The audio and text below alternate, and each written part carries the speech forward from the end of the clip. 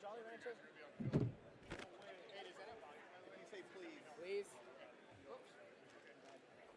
Wrong with him? Hey, the camera's got a microphone, just so you know. Just so you know. I just want to know if it can reduce It is, because we all need to know the answer. You're watching Tommy Boy.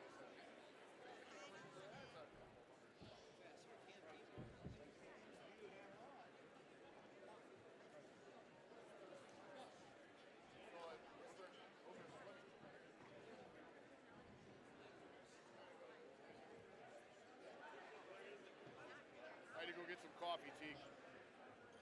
Yeah, no, I feel that. The real question is, where's our road crew at? Uh-oh, roadies. It's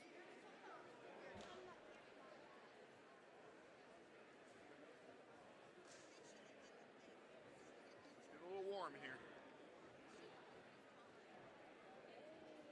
See, I brought two things because if you wore this, I had that along, and I was going to wear that. I got it packed away in here. I've worn that one too many times. This one. It's really nice though. It is nice.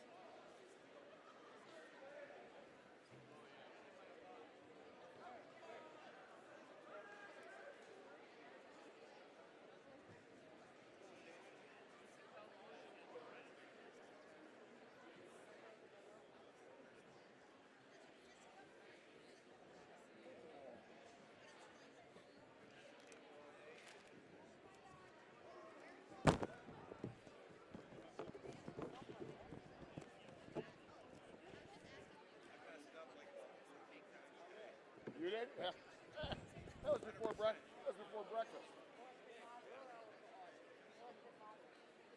You know what? You could try again tomorrow, right? It's always next week. I was gonna say, if somebody else wants a job, they can have it too, right? Like, no, we're first. It's all that matters. For what? The match. First place? They said that's third. First, third, I just need to know 5th and 7th. That is fifth. That's seventh. Yep. All right. I like the This is concept the though. Jolly Ranchers? Yeah, you need a Jolly Rancher, or Werther's original. I don't want to take too many of them to the finals. I didn't do that much of this. We just need 14 of them to give to our finalists. That's all. How about we? Forget the bracket. Forget the medal. They like getting their Jolly Rancher if they win. Ranchers. Yep. How about we do this? What do we got? Then we know how many. The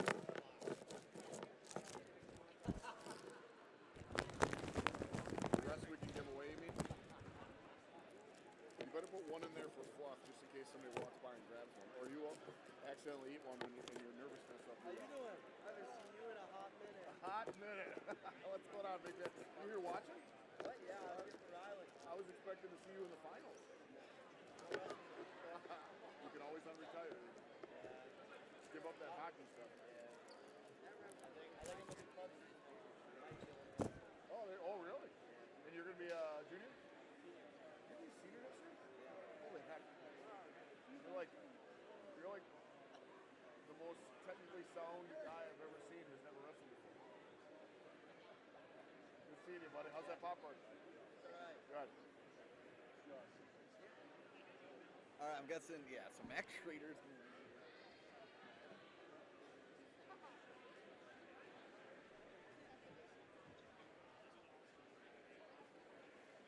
Are they coming? Who's there? Jeez. Eric, right? Is that on Messenger? Did you message him or no? Oh, I don't know. Double message.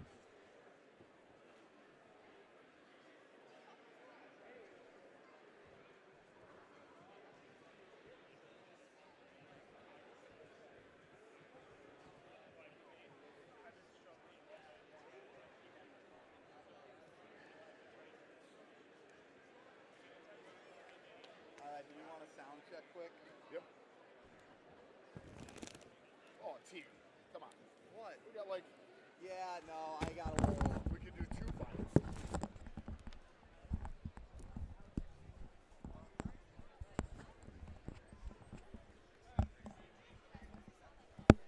Could we please do all of our championship amendments lined up on a face-off on mat number 2? Mic check. Mic check. Check Check. 1. Oh, we got good levels. I don't hear you, though. I can't, yeah. Whoa. Levels. Now I hear you. Check 1. Check 2. Ooh. What was that noise? Oh, wait. Check 1. Check 2. Go again. Checking. I can't hear myself right now. I can't hear you either. Okay.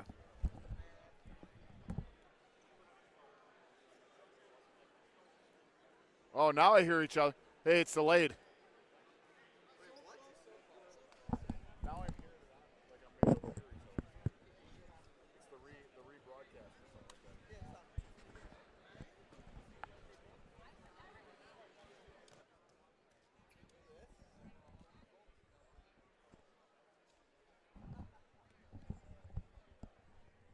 Sorry, folks. You'd think just moving locations, we wouldn't have to change too much, but check 1, check 2, check 1. Checking. Steve, I don't know why I can't hear us. I can't hear you either. All right, well.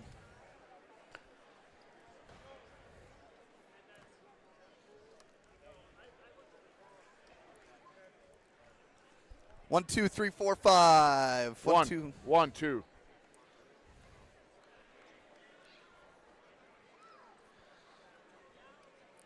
Oh, wait. Oh, there we go. Yep. Now I you, got you.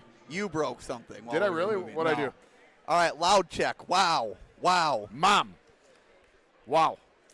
All right, good. We got good levels right now. Folks listening at home, I saw we got 16 of you tuned in right now. Woo. Let us know how the sound is. Haven't officially started the coverage yet, so if you don't like our banter, too bad. Let's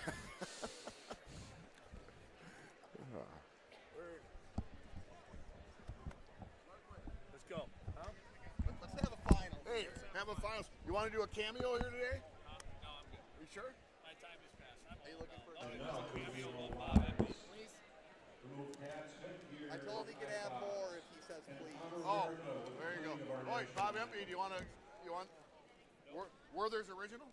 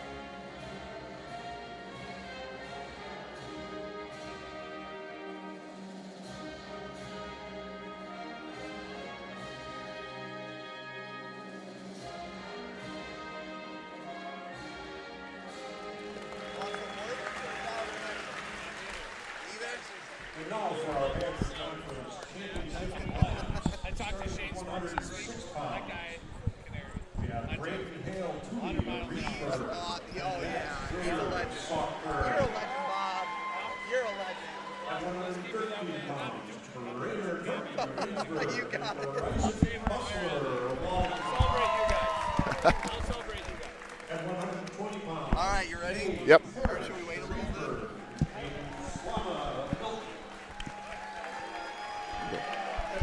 All right, let's do Phil Collins try. Doug Morgan of Monona Grove and Farland. And Evan Fay of Oregon. At 132 pounds, Kent Goldberg. Good afternoon, ladies and gentlemen, and welcome to the 2025 Badger Conference Finals. Coming to you live on WI Wrestle's Rokfin page. I am Teek Fenwick, joined by Steve Larkwin here at DeForest High School. And Steve, what a day it has been here in DeForest. Just action-packed all throughout. One of my favorite parts about the schedule, 2 separate final sessions that has just made it seem like this day has gone by in a flash. It sure has. It sure has, Teague. Teagan, I tell you what, these finals, I know it's your first ever Badger Conference tournament. What are your thoughts so far? I'm loving it. 6 matches, lots of action. It's been nothing short of exciting so far. And I'll tell you what, Steve, I know you're a big team race guy. I know I'm usually the one that likes to follow that. Or you're the one that usually likes to follow that. Looks like things are getting interesting in the Badger Large right now. Badger, everything, man. Top 5 teams overall. Watertown, 141. Wanakee, 4th place, 150.5. 3rd place is Beaver Dam, 156.5. Monona Grove, 176 points. 2nd place, Reedsburg, kind of running away with it right now. I saw that they have the first 3 weight classes filled with Beavers, and they have 218 pounds. Teague, I tell you what, 18 pounds? 218 points. Points, pounds, doesn't really matter, just as long as you say Reedsburg's kicking some butt here, Teague, and I tell you what, as far as weight classes go, looking ahead a little bit, I don't think you can get more excited for 120 pounds in this one. And Steve, I believe you are the Badger Conference expert here. Wow. Does the Badger Large, does it come down to the tournament? Teague, as far as I know. Did we have a 3-way tie at the top with Milton, Beaver Dam, and Monona Grove, McFarland? Teague, as far as I know, they do a dual large champ, they do a dual small champ, and then they do an overall tournament champ, I thought. We'd have to get an expert on. It's been a few years since I've coached in the Badgers, so I'm not quite sure how that goes. So we are about to get underway here at 106 pounds. We got 4 different matches taking place here.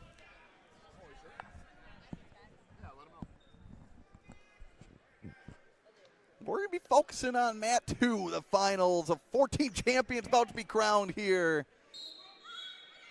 And we are starting off with a battle in the Badger Small between a Reedsburg freshman, a Braiden Hale-Toomey, and a Sauk Prairie sophomore, Max Schroeder. How about this, Steve, in terms of record? Doesn't get much closer than this. 34-3, a 30-3. Slightly better percentage for Braiden Hale-Toomey, but not by much, Teague. Schroeder, as they'd say in the baseball world, half game behind right now. That's right. And, folks, I like the setup here a little bit for the camera. You can see 3rd place match is on the far one, so you guys will get to see 1st place and 3rd place. Hopefully the camera can pick up the scoreboard there. You can follow that in the background. As Toomey working for a dump for a moment. But interestingly enough, Schroeder liking hanging out in that front head position, Steve. So quite a contrast of positions here. 2 guys who are comfortable in this spot, but at some point something would have to give, so they get back up to their feet. Yeah, the flexibility of reset these guys. And don't be surprised to see them back in that spot. Right. Here we are again. It's scramble position. A low single by Schroeder. Braiden Hale-Toomey, Teague, 2 falls to get here. Fall in a minute, 1 second, the quarterfinals, semifinals, 30-second fall. And Steve, we are in for quite an exciting rematch as these 2 did go at it earlier in January. 11-9 decision in favor of Hale-Toomey. Hale-Toomey's been on a tear since going to 106, beat Holman's Rex Lancaster as well. Oh, and what a follow by Schroeder. Yeah, I like it. I like it. Delayed call. Hale-Toomey was able to adjust just quick enough. But yeah, you got to go with that reaction time, right? You got to let him adjust. Max Schroeder from Sauk Prairie, quarterfinals, a fall in 58 seconds. Semifinal, a fall in 1 minute and 14 seconds over Tannen Rigstad of DeForest. And we're going to the second period. It's going to be a no score between the 2 freshmen. Sauk's choice going to take down. As our clock's going to be behind for just a few moments, as turning our computer sound down so Steve and I don't get deafened by the buzzer here. But Once again, we got Katie Prescott working the magic behind the scenes. Future Wisconsin Wrestling All-Star. She's crushing it. Current scoreboard extraordinaire. She's going to have a doctorate in this by the time she finishes this Badger tournament.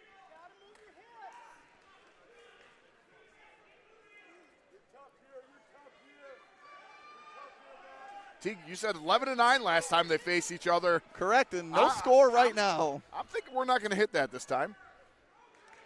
Well, with the new scoring, plenty of match left. You never know, right? 30 seconds in. Hale-Toomey with the tough ride on Schroeder at the moment. You and I witnessed a 56-point match a few weeks ago. Schroeder standing up, looking to cut away. The official, I think, counting, and there is a stall warning on Hale-Toomey. Now dropping to a leg, and action will reset out of bounds. Yeah. So now what's the game plan, Steve? You got 105 left. If you're Hale-Toomey, if you get in that stand-up position again, do you just let him go? You got to pretty much let him go, right? I mean, it didn't threaten really to take him down. And the rule doesn't say, everybody thinks it's 5 seconds. It is not. The rule is you just have to, there was a lock. You have to be making an attempt. You got to be making an attempt to bring him back down in an appropriate amount of time. And really, Hale-Toomey was not doing that. Hey, how about Schroeder last year placing 6th at the Badger Conference Tournament? Now a finalist in his sophomore campaign. It's amazing what that year of experience gives him, work in the offseason.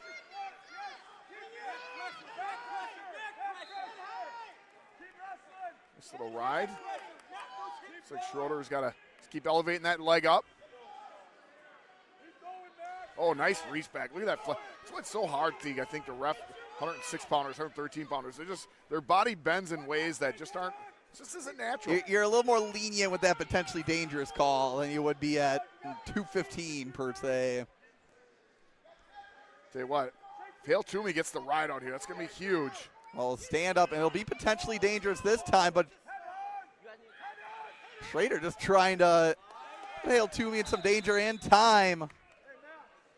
Hale-Toomey's going to have choice, Green's choice. Takes his time, looks over the ref, says, I will take down.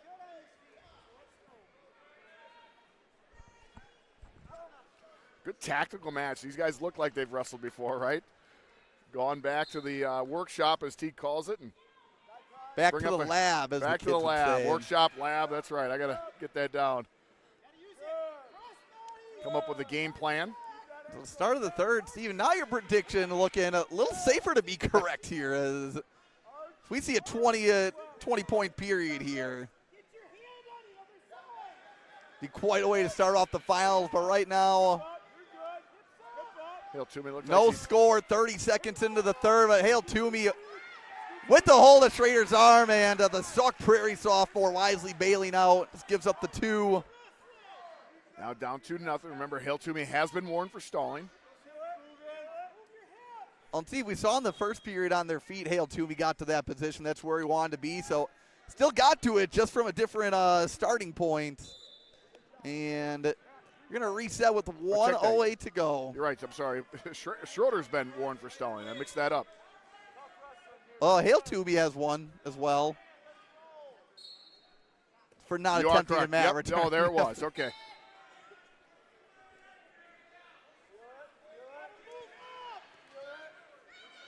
All right, now if you're Reedsburg coach Rob Bouch, you got to be feeling that pretty good. You had a 2-minute ride out, and now here you are, 1 minute to go in the third.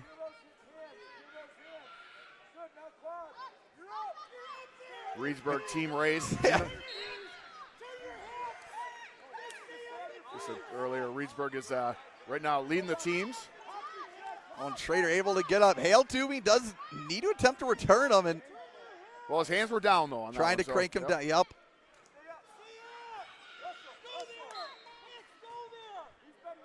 A risky move by Hale-Toomey, but it works out. Able to follow his hips through. Yeah, pulls him back on top of him like that, right? Now 20 seconds to go. Schroeder with the hold of the leg back up. Gonna try a switch attempt, but not enough mat space to work. Teague, I predict a 14-second flurry of action-packed wrestling to finish this bad boy off. It's a 2-point match when they first squared off in the duel.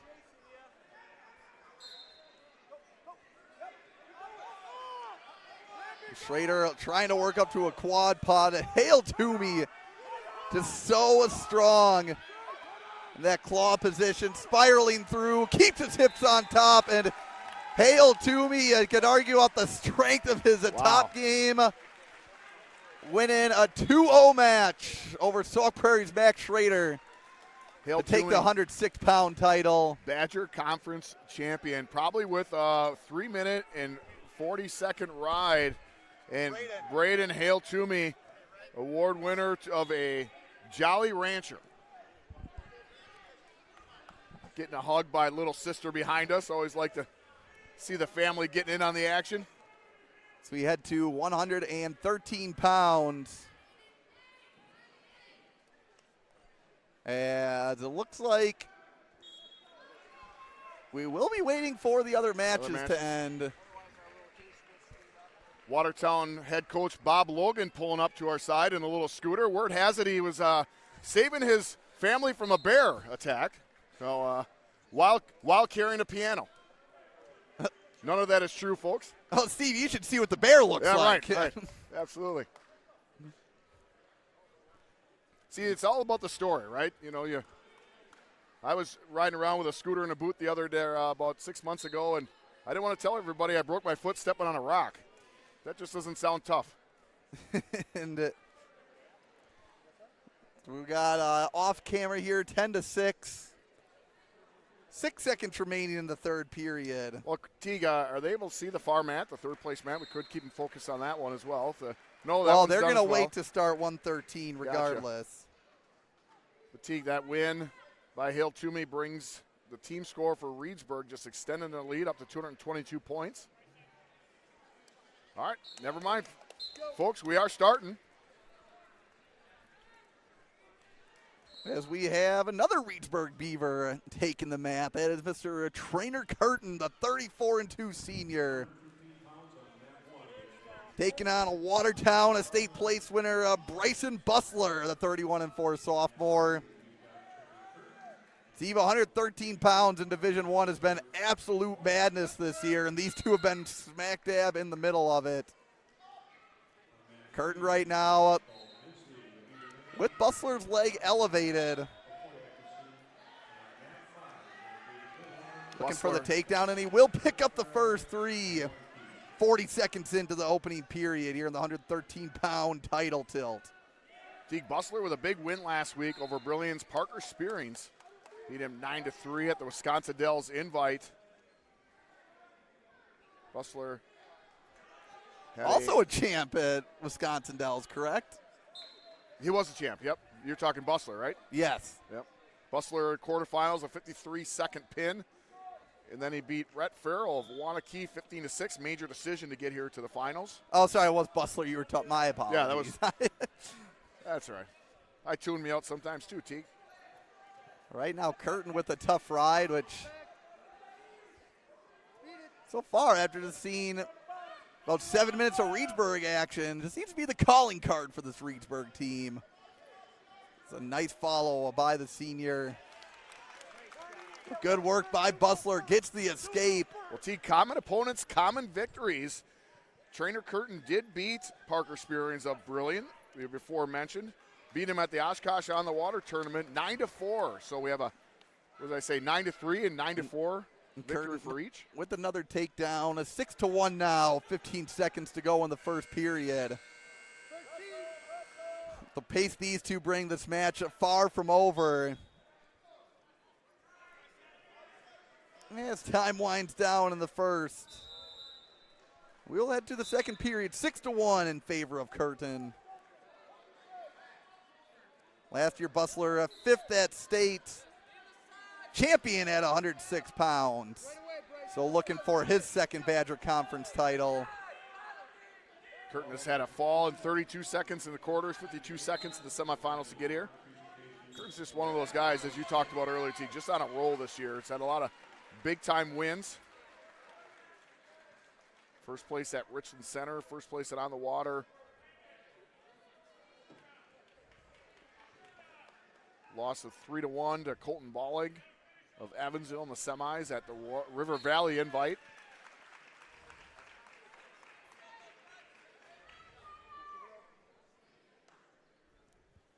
We're 30 seconds into the second period. Curtin with Bustler broken down, but the Watertown sophomore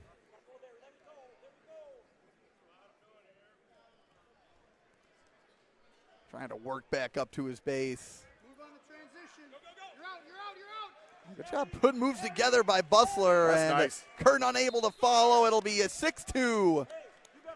Halfway point of the match. Here's what I know about the Watertown wrestlers and the wrestling philosophy. They will not go away. It does not matter how much you get up on them. They will wrestle the entire 6 minutes.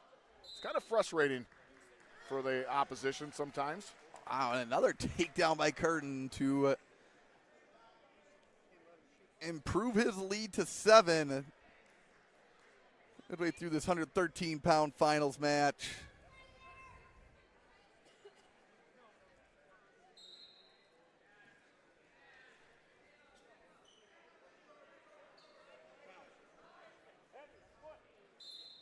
Bustler able to scoot away, and no loss of control will be called, Steve, as it looked like they were both out of bounds before Bustler was able to create some space. Steve, Reedsburg and Watertown, are they going to be seeing each other in the postseason? They are not, Teague. I was just trying to take a look. Oh, quick. and a cradle by Curtin. Work the grip. Break the grip. Looking to win this ranked matchup via fall in the end of the second period. Teague, Reedsburg in the Verona Regional, Wanakee Sectional. Looks like Watertown is in the Hartford sectional this year. So Where they were last year. they're one of those pinball teams They that move just around. kind of, wherever you need them, they'll be put there. And Kind of like Rapids in that avenue. They just move all over the place. Steve, right now, head to the third. 13-2 lead for Curtin at the moment. Curtin ranks second in the state. And have I seen this right? Is Bustler, did you have him, is he not ranked? Yeah, I'll do a check for you. I'm pretty sure he was not.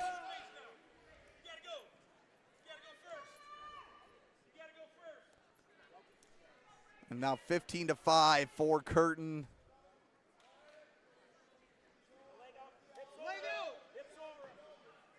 Yeah, it looks like Bustler is 6th in the rankings. Might have missed him on that one. Sometimes when I'm on my prep at school, I can overlook a few things. So 13-point lead for Curtin, who has really opened things up. And Curtin is number 2, you said? So 2 versus 6.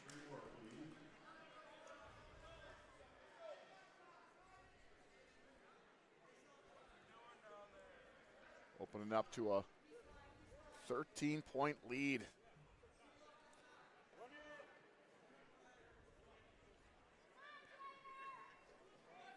As we go under 1 minute remaining in the third period. Far match at 113 pounds is David Billhorn of Milton down 3-1 to Brett Farrell of Wanakee.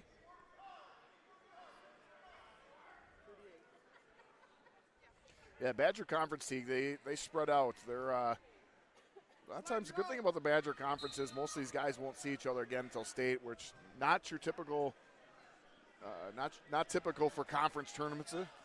Well, Guys, you like to see it so you don't have the same opponent potentially I 4 do. weeks in a row. Yeah, because sometimes you're in the finals and you're going to see the guy the next 2 weeks. You might hold some stuff back.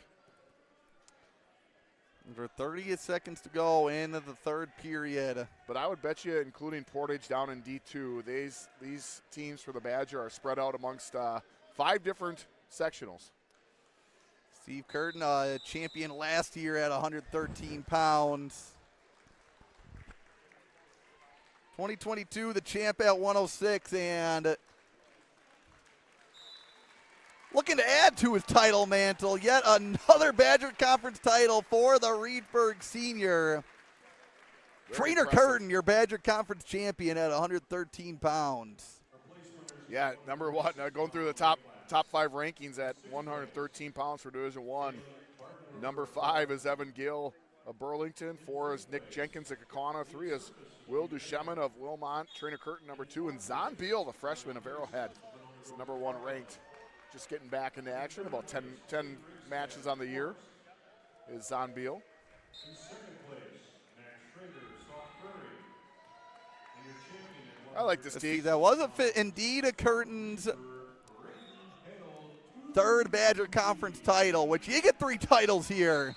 You are the real deal. And Teague, 120 pounds. Why don't you walk us through the contestants and then give us a little bit of background of this weight class because it is impressive. Well, Steve, on the mat right now, we have a Milton's Aiden Slama, a state place winner, was injured last year, 32-2 in his senior campaign. Taking on another Reedsburg wrestler, another senior for the Beavers, 31-8 senior Cade Parrish.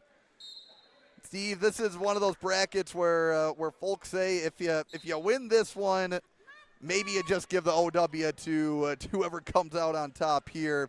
3 former Badger Conference champions, Parrish and Slama being 2 of them. The third, Wanakee's Mason Spear. And also 2 former finalists, so a total of 5 finalists in this bracket is Desmond Severson of Portage and Cole Beckett, Desmond Severson of Baraboo, Cole Beckett of Portage, also finalists. And coming out of the scrum, meeting here in the finals is Slama and Parrish. And the Milton senior with the first takedown, a 3-0 advantage over Parrish. I love the way he set that one up. Cranked him with the underhook, and then Parrish had to react. And then the Milton wrestler, Slama. And see, just to confirm, it is Slama. Slama. Like okay. llama. Slama. Slama did a nice job, like I said, just setting up that takedown. It was a work of art. Cade Parrish, I think you talked about state medalist 2 years ago. Cade Parrish, a state qualifier last year.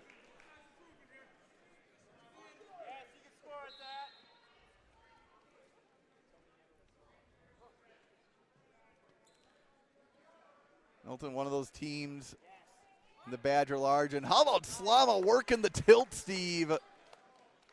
Picking up 4 swipes right as the period comes to a close, and he'll head to the second period with a 7-point advantage over Parrish. Teague referee Gary Sullivan celebrated his 50th birthday today.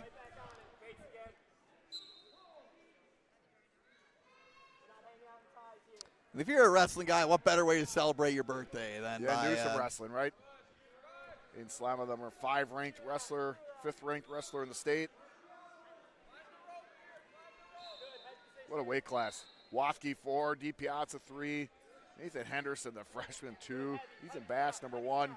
Oh, what a snap down by Slama at the edge of the mat. Started the second period neutral.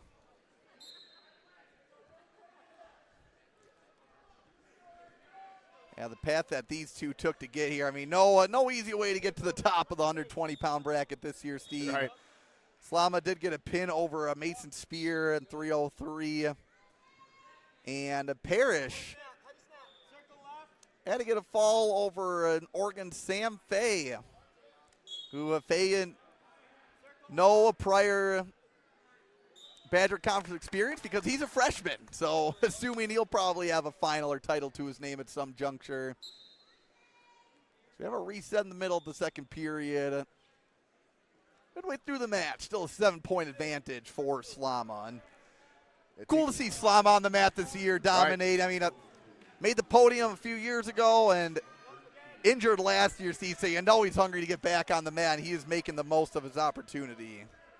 Yeah, just solid in that neutral position. Just very strong with the snap downs. And very methodical in his setups. But I tell you what, the force of them just making him so effective in setting up his takedowns. Tegan, you talked about this being your first Badger Conference. I remember, I'm going to say 8 years ago, if you will, I was at a Badger Conference tournament and 182 pounds. The 5th and 6th place matchup were 2 guys that qualified for state the previous year. So the top 6 guys were that caliber of wrestler at a weight class. So I mean, you see that all over the place here. That means you'd be losing in the quarters and right. You'd be at state qualifier caliber. And Parrish staying aggressive with that whizzer. Down 7 in the closing seconds of the second. Some grandiose visions of picking up a lot of points in just a little bit of time. We'll head to the third. Slama able to weather that storm. He'll maintain at the 7-point lead. Slama takes down in the toes tucked position. Hits that switch. Don't see a lot of switches anymore, Teague. Nice follow by Parrish, but Slama still able to work to his feet. Slama more use that to kind of do a stand-up, get up to his feet.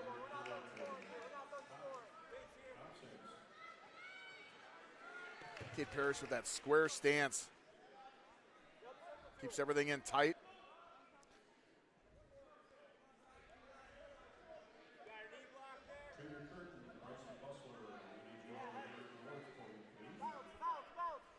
Slama, Badger Conference champion in 2022. So freshman. See who he beat? Well, we gotta look at that quick. Oh, wow, look at that. Kate Parrish. Okay. So these two meeting as Wow. freshmen, Steve, and now coming full circle. And Slama now potentially in tech fall territory. Slama using the bulldozer technique to get that takedown. It's just powerful. It's just, I think it's the force of him that just overwhelms his opponents. Kate Parrish right now just not having an answer.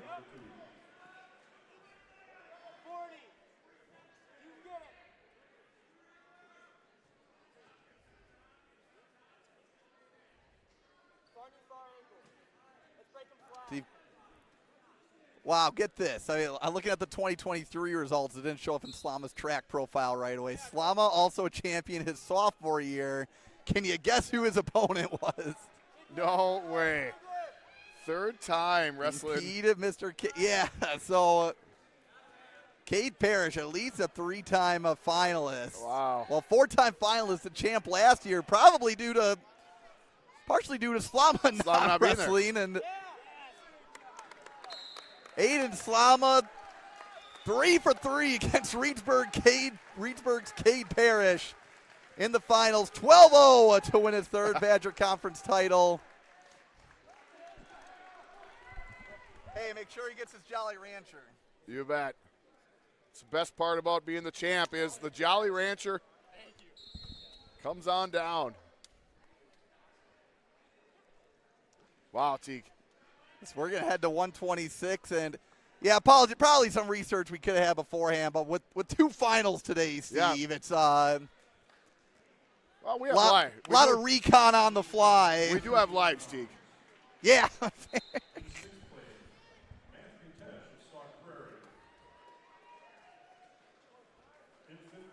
Well, Slama Parrish, I know they at least don't share a regional together. So Right. if you're Parrish, you're okay with that fact. Teague, and this should be a good one. Moving up to 126 pounds. Battle of the juniors. We have Oregon's Evan Fay, 34-3, taking on Monona Grove McFarland's Coran Dunham, Oregon, 17-4 from Monona Grove McFarland. Teague, I could see Dunn Morgan last week, champ at the Deerfield Invite, and he looked tough. This will be a good one. Oregon, Monona Grove, McFarland, not too far from each other. Down the highway. Highway 51, I believe that is. No, Highway 14, I'm going to change that to. Spent a lot of time on Highway 14 as I made my way through Middleton this week.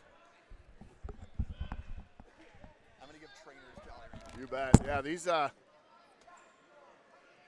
wrestlers, that low to the ground stance. Oh, nice little slide by little head. I think bottom wrestler indicating head. Thought he indicated head there. Be a takedown for the Oregon wrestler in control. Got that cross wrist ride.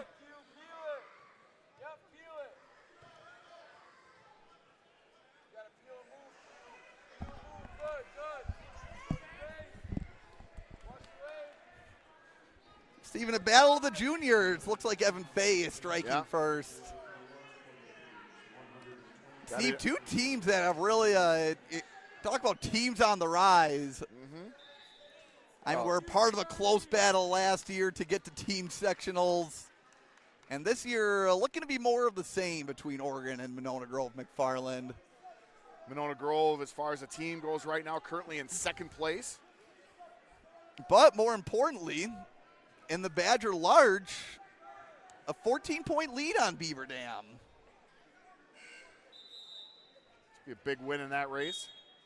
And Coach Carl Veck, after the first couple rounds, said it's gone as planned so far, but he said in order to win, their team's going to have to crush a couple of other people's dreams, which I think they've done that, but just credit to them. It's a little bit of squash in it. We got a little blood time. Take a look at the path to the finals for Evan Fahey. Beat Colton Bishop of Milton and pin in 37 seconds, and beat Sam Timlin of Reedsburg a fall in 1 minute and 22 seconds. And Dunn Morgan,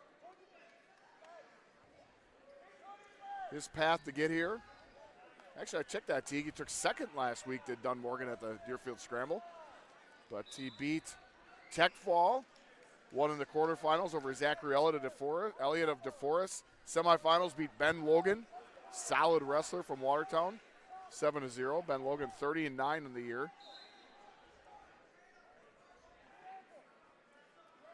Let's see if I can pull up last year's Badger results for these two. As we get back to the action, start of the second period.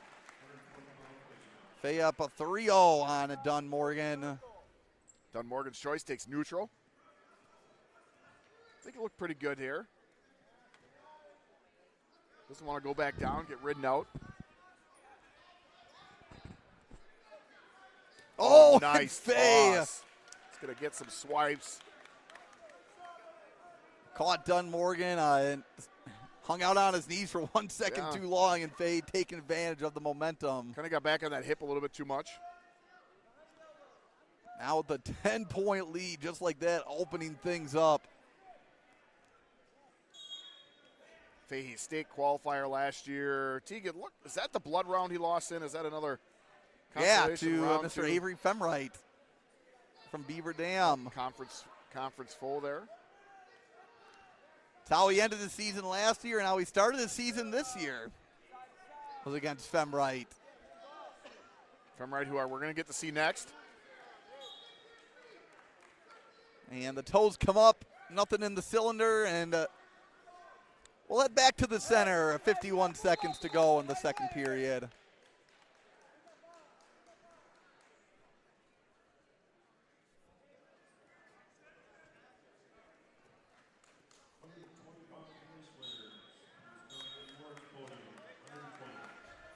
Fahey just does it so good at that breakdown.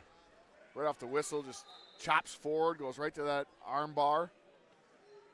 I'll tell you what, Deke, that's a spot where you just hate to be. You got that arm bar and the wrist, and there's so much pressure.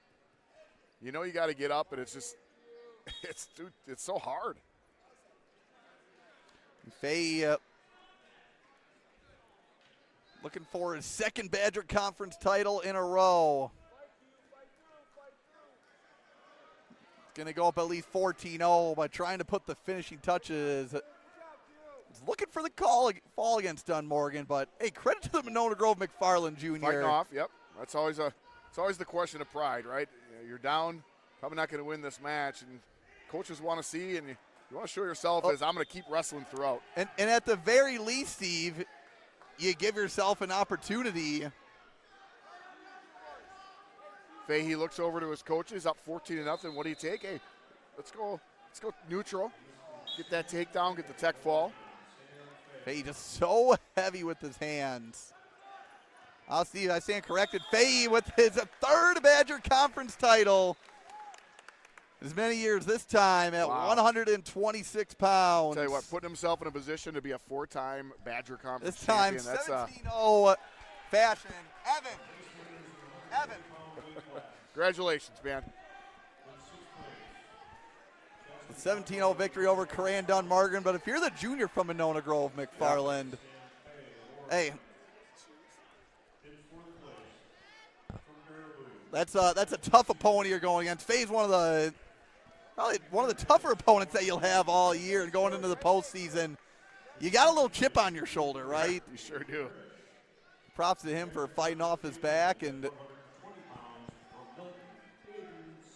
going from 4th last year to the finalists this year.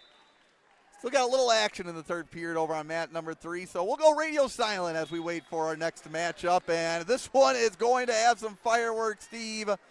Peyton Oberg of Baraboo versus Avery Femright of Beaver Dam.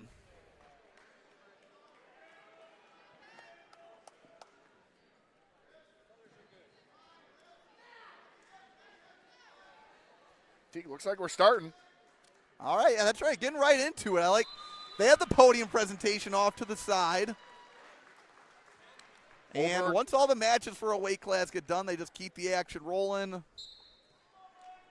Teague Oberg ranked 8th at 138. And he is wrestling Avery Femright, ranked 7th at 132. Oberg striking first. So, Steve, get this. In 2023, 2 years ago at Badger, Femright placed 2nd, Oberg placed 3rd in the same bracket. Last year, Oberg 2nd, Femright 3rd. So, see, these two are just always connected at the hip as the Baraboo upperclassmen with the takedown to go up 3-0. Oberg seems like one of those guys that we've been following for 6 years now. Right. Made waves as a freshman and wow, hit on a low single, picking up a 2nd takedown against Femright, who a state place winner himself last year. I remember the Oberg-Auberg matchups from last year. And Femright, I always remember, Teague, every year you and I do shout-outs of returning state medalists. And Avery Femright was the first one we had this year. Beaver Dam wrestler. Wow, Oberg again in on the legs.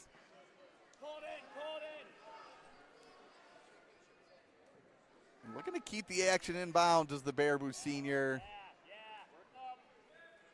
And we'll get the takedown. If Femright bails out, it'll be 9-2.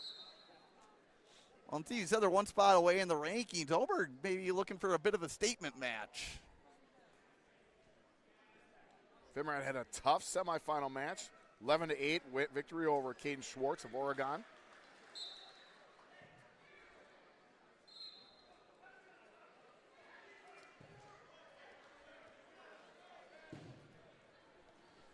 Oberg just relentless on those takedowns, taking them down, cutting them. And surprise, surprise, Teague, is the Baraboo wrestler 2 tech falls in the quarters and semis to get here. Yeah, and this one, Steve, if he's able to end up getting a tech, if he can keep up this pace against Femright, this would be his most impressive tech of the day.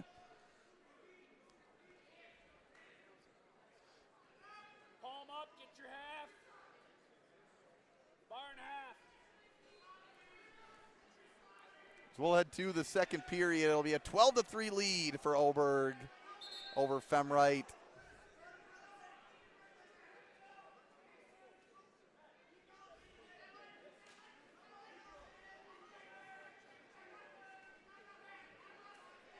You can't quite see the results last year, but Oberg was a state qualifier.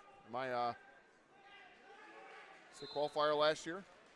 Yeah, looks like they're not popping up right away, but another takedown. And now up 15-3.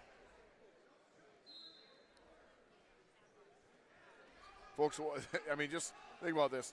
Avery Femright is an impressive wrestler, and I want you to think about what's happening here. He's a state medalist. And putting the finishing touches on.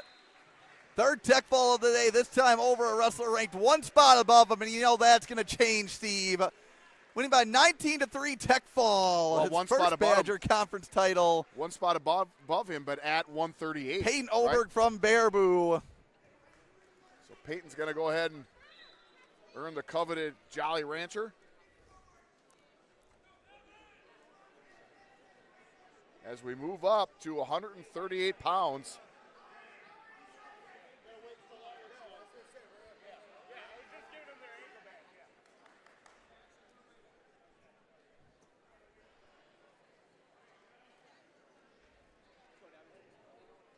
Teague, though, as far as rankings go, this is pretty much what you want, right?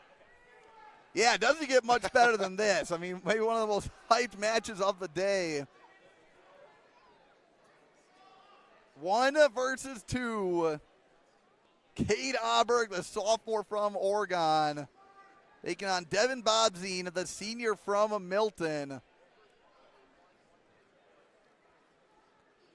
I mean, this is a state final, right? I mean, on paper, this is a state final.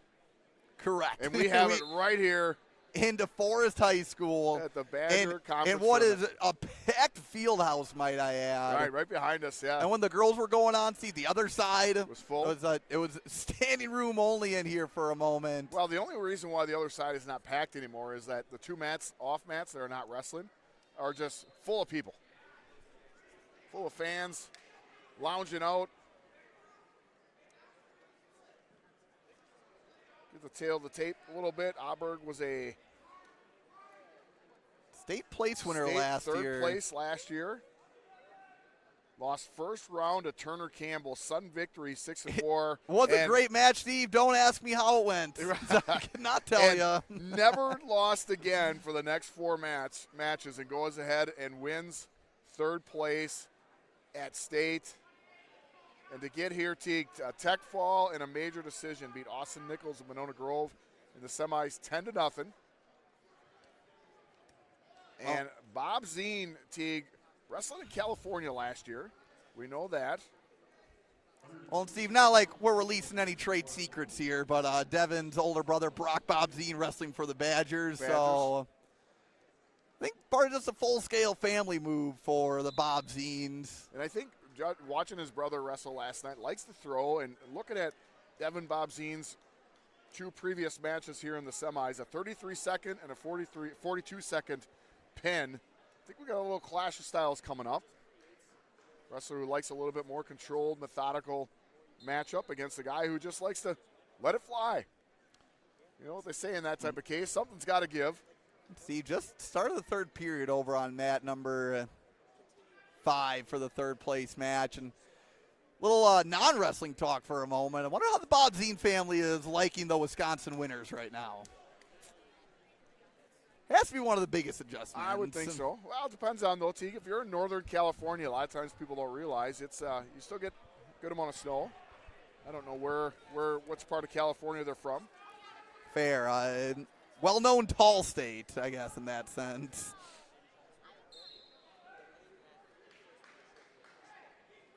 Milton doing a lot of wrestling out of state. You go to the Al Dvorak, which I believe is down in Illinois.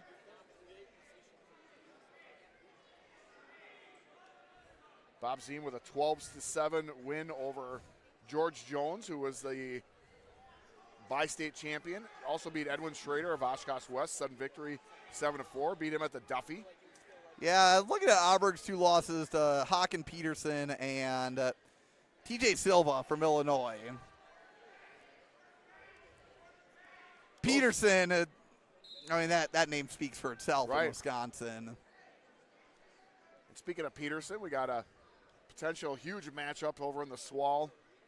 Teague, any results on that one so far? Yeah, might be taking a look at that.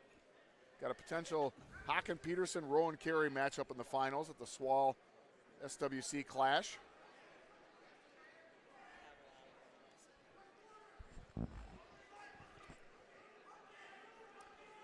As we might have a result. Steve, how about at 150?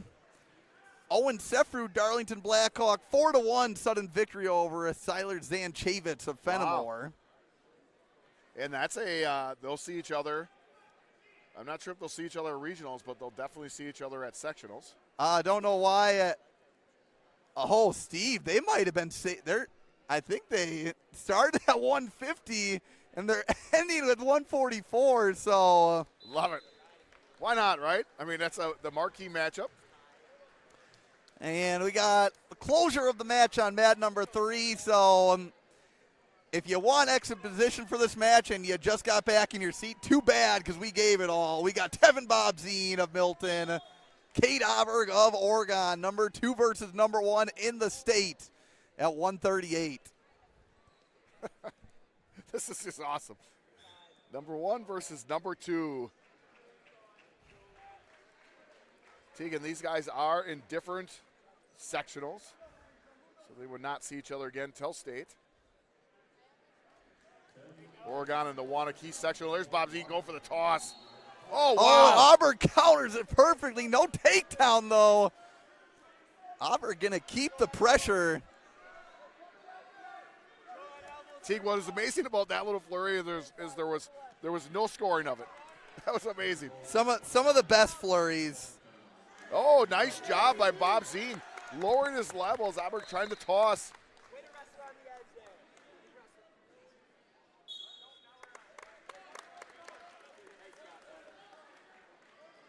Auburn trying the toss, and Bob Zine just sinking those hips down. And you have to assume, based on the pace from Auburn, this will be the last of the scoring between these two. Yeah, this was Bob by far. Zine, nice transition. Almost with a spiral half there coming to fruition, Steve. Now Bob Zine throwing the legs in. It's not just those legs, it's that half. It's, you got all the pressure on those lower half of the hips, and then there's a hand just cranking on your neck and head. Yeah, you got a lot of moving pieces to think about if you're the Oregon sophomore.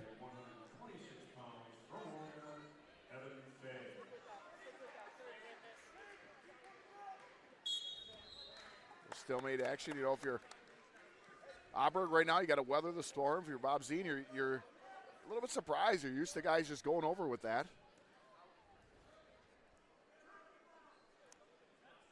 Reset in the middle, 24 seconds to go.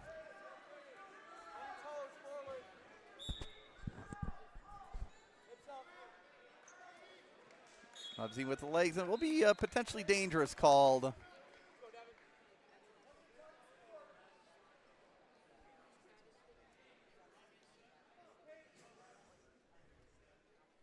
And it's so hard to score points on the Milton Senior. I mean, for Bob Zine, a 3-0 lead, this has to feel so advantageous. Auburn back up to his feet. Wow, it's fun to watch these guys. Nice mat return. Just a methodical mat return, I'd say, by Bob Zine. He has hands locked, and you saw Auburn go down, and instantly Bob Zine just knows the intelligence of the wrestler just unlocking his hands to not get called for that and lose the point. It's like poetry in motion watching these two guys. I did not see it, T. Did Auburn take down? Yep, Auburn chose bottom. Must have felt something in that first one that he feels like he can get out. Call me crazy guy, but I would just want to see these guys on their feet. Right?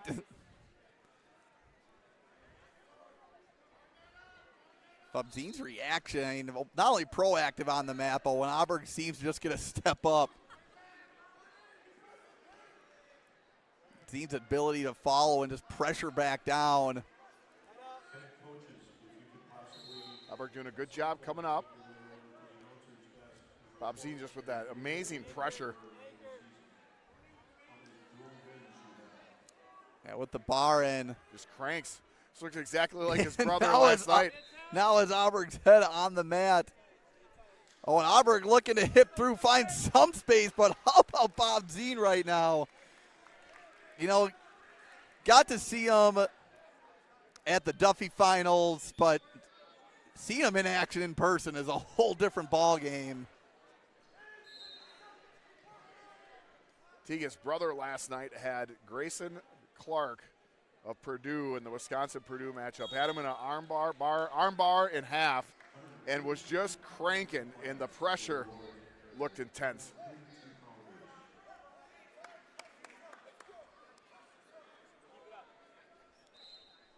And Grayson, I think, came out on top in that one, He did, correct? Yep. It was a great Well, I scramble. mean, that was a win-win for Wisconsin fans, right?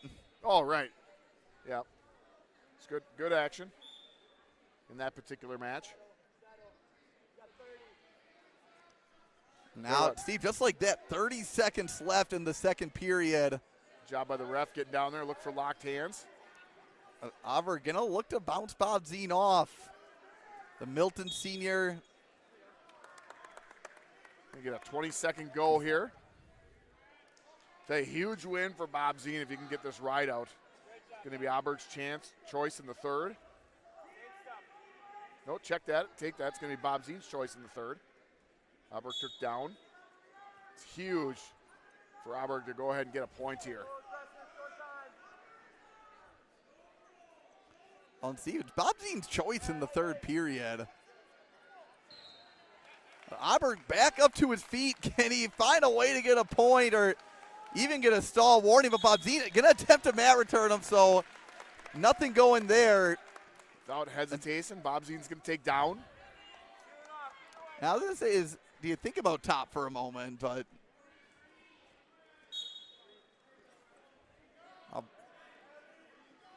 Auberg able to throw a leg in. Almost like that's where Bob Zine wanted to be. Yeah, he does a nice job scooting those hips. Looking to put the Oregon sophomore in danger.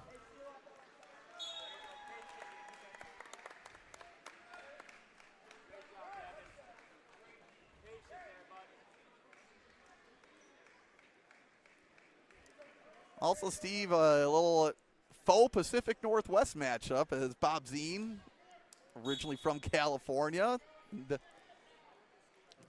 Auberg from Oregon. So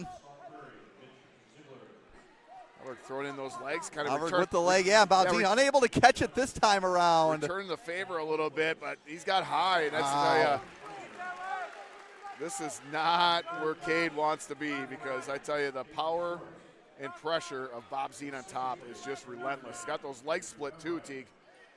And apologies for the Cade Auberg fans at home. I know you're giving a lot of Bob Zine love, but he just wrestled a really good match. And Cade Auberg, I mean, we talked about his only 2 losses, a very formidable wrestler in his own right.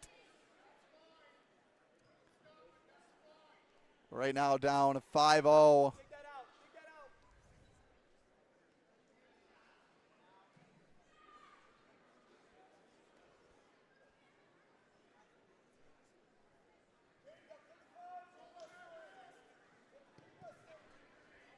Insult to injury, stalling warning.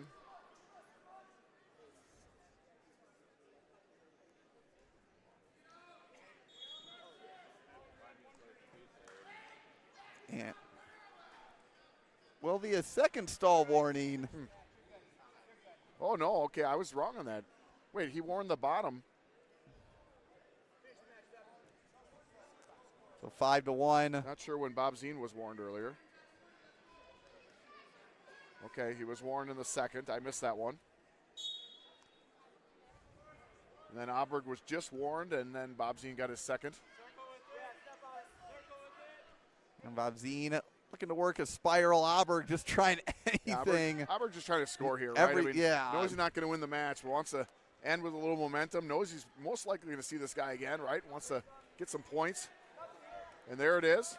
He's going to get that point. That's something to build on for the future. And Devin Bob Zine from Milton, the 5-2 victory over Auberg. Folks, you just got to see number 1 versus number 2.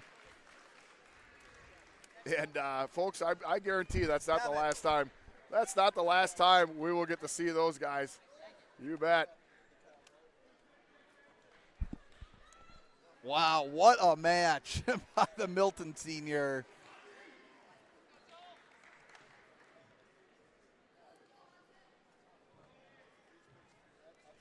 So we head to our 144-pound tilt.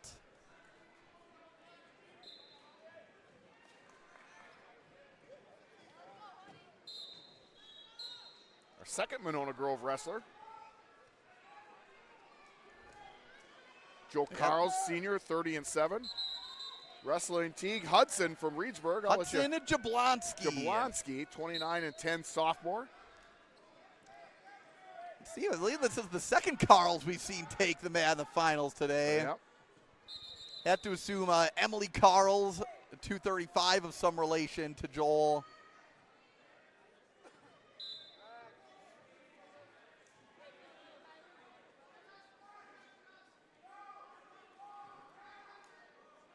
Teague 144, one of those wide open weight classes. No ranked wrestlers entering the day. That's always one of those fun ones, right? Right on. You got a big chance to make a name for yourself. Get some positive momentum headed into the postseason. And Carl's in on a shot. The edge of the mat. Joe Carl's down from 150.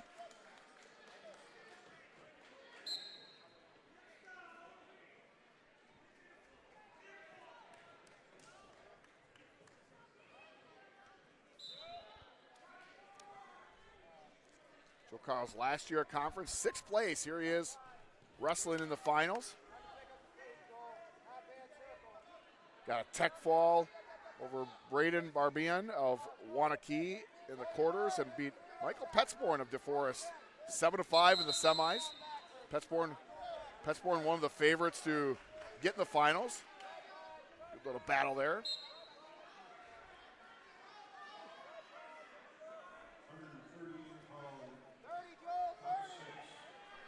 And no score here, 30 seconds to go.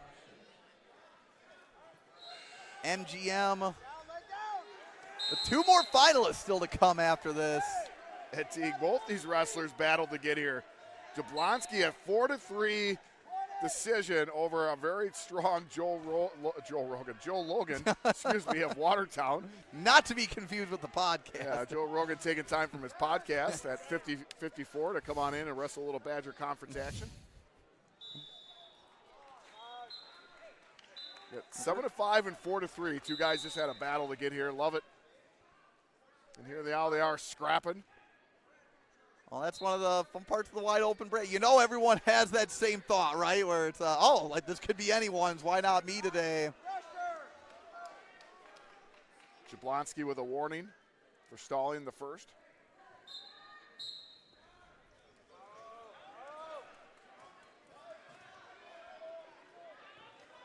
Nice ride by Carls. Back and forth.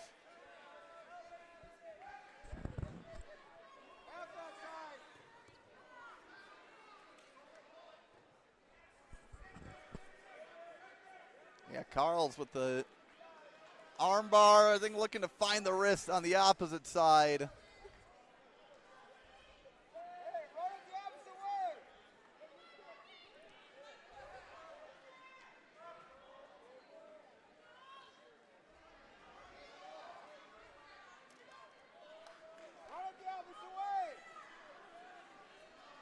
Blonsky, a sectional qualifier last year.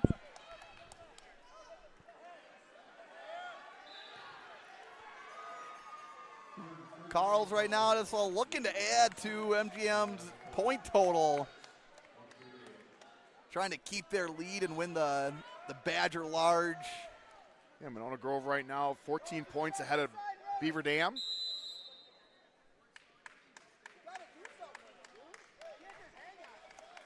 I think we got a stall warning there, Steve. Yep, top man, Joe Carl's been warned.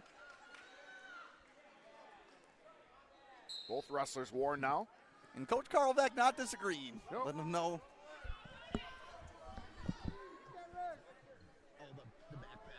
Thank you. Appreciate it. Carl Veck is he's a no-nonsense coach. He calls it like he sees it.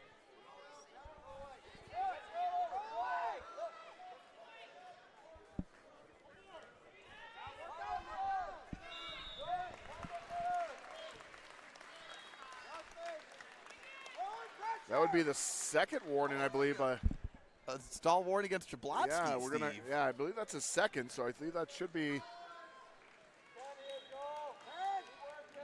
Oh, yeah, because he did have one in the first. So, that would be the point. He awarded it. Okay. Only points off of stalling so far. I just didn't see him award it. That's where I got mixed up with it. So now Carls has been warned, so he's got to be careful down there. Steve, I guess the big question here, and one of them makes something happen here in the third. And also, for Jablonski, how long do you ride for, Steve? You're down one. You do have 2 stalling warnings against you. So the next one's also a point. Carl's maybe looking to answer the question for us. Well, yeah, good call. Hey, Jablonski, more than okay. You know, he was making those attempts to get him back down, but you don't want to put it in the ref's hands. You want to just let him go and let's go neutral. Because now a takedown, you take the lead, right? Oh, nice shot by Carls.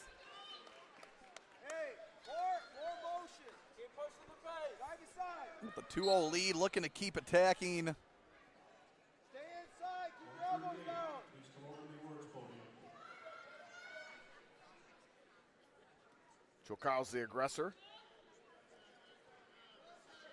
Right back. Good job by Jablonski. Looked like he might have got warned again if he kept backing out. Takes a shot. Circle.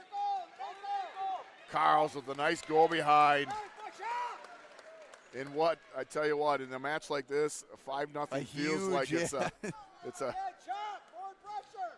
feels like you're up by 14. Rest. Keep wrestling right here. Hard on it. And Carl's a senior for this MGM team. Hey. Just been building a strong crew over the last few years. Yeah, Monona Grove, we've talked about it a lot since you and I started doing the podcast, is they're a program on the rise. You can't even say that anymore. It's almost like they're there. They're right at that high-level program. No longer in building mode. Now it's just you expect them to be there. Hey, maybe jump sides a half. Break those hips down in the butt. 35, go. Jump side, throw the leg. Good. Keep on it. Yep. Keep on it. Work up. Carl's running for that leg turk. Step through it. Yeah, 20 seconds to go. Jump again. Monona Grove McFarland, 4 finalists. 2 more to come after Carl's, but the MGM senior had a tough ride, and I love to see him on the attack. Steve up 2-0, maintained the offensive, picked up some insurance points, and Joel Carls of Monona Grove McFarland with the 5-0 victory over Reedsburg's Hudson Jablonski to take home a 144-pound title. And he is pumped. All right, sounds good.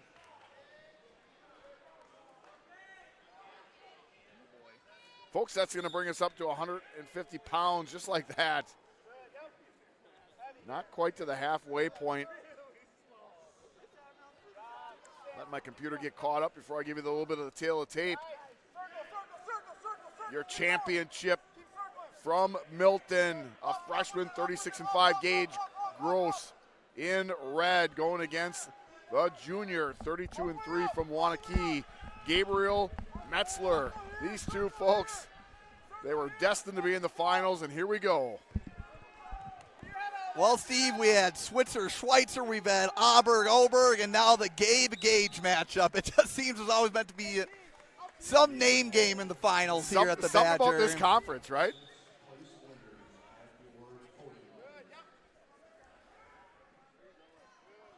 Both wrestlers long and lanky, almost the same builds.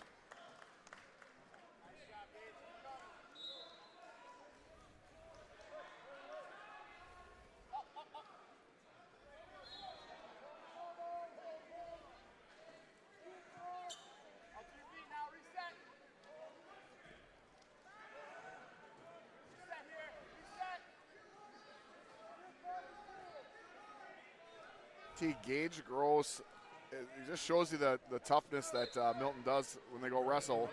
No championships on the year. Oh, check that. Actually, I believe he did win a the Weiss Invite. Annual Weiss Invite, first tournament of the year, it looks like. Oh, Gross picks up the first takedown of this match. He's got to keep climbing the ladder there. He can put him to his back. Nice job. Nice job Steve, bailing these by the two Wanakee wrestler. Squaring off in the first match of the year, actually. And I believe Metzler was winning, and Gross ended up getting the fall in 3 minutes, 20 seconds.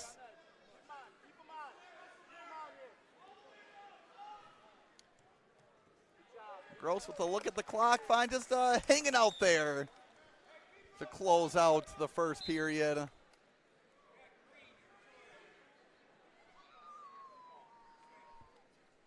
Little headgear check, switch of the headgear. Maybe that's a second Wow, period. that was a quick change, too. Might be a second period headgear. Wanakee's going to defer. Gage Gross going to take down.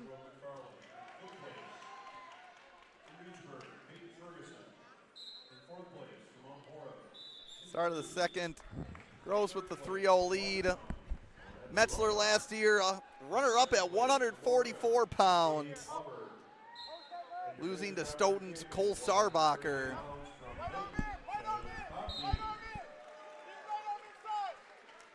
As a sophomore, wow, get this, Steve. Did not place as a sophomore. Lost in, I believe, the blood round. But to go from not placing to a two-time finalist, talk about jumping levels if you're Gabe Metzler. Wow. Well, you look at Metzler's, his what do you call that, resume, Teague? Loses, places third at the bi-state, loses in the quarterfinals, wrestles all the way back, does not lose again. And beats Braiden Dorhorst of Lodi for third. Going right from an escape to staying in on the ankle. And Metzler, I think maybe looking to just turn this into a stalemate here, holding on for dear life. Just got to be careful he doesn't get put in a splato. As Gross able to get his head free, but Metzler going to hip over, and he's going to get back within one. Steve, a huge sequence. As it was looking like it could have maybe been 7-0 for the Milton freshman. Did his singlet get caught? Don't know what happened there necessarily. Like his singlet got caught in his mouth or something like that, or his headgear. Oh, headgear got caught. Okay.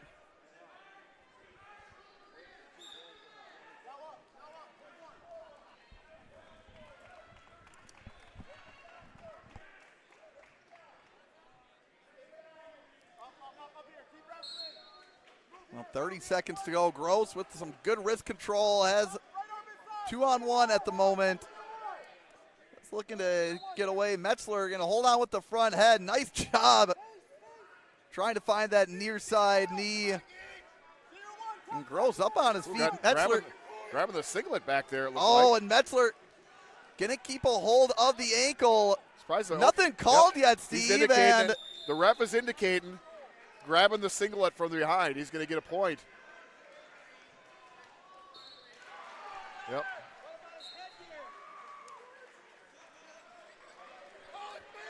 So Teague, I didn't even realize this. We're getting to the number 9 and number 11 ranked in the state, 150 pounds. And I think pounds. that just speaks to the state of the weight class as well. Well, and that's why you use the 8R, the AR as far as official. Head official didn't see it and indicated it, didn't call it right away, and then the wrestling stopped, and then they communicated with each other and said, yeah, he was grabbing the singlet, defensing him.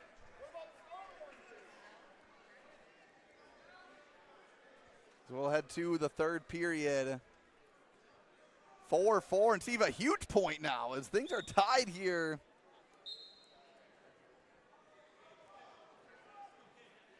Gross. It's working right into an arm bar. You can tell Milton works on this a lot because obviously you saw Bob Zine earlier, the arm bar on one side, and then they reach over the half on the other, and it's there's something about that, man. It's painful.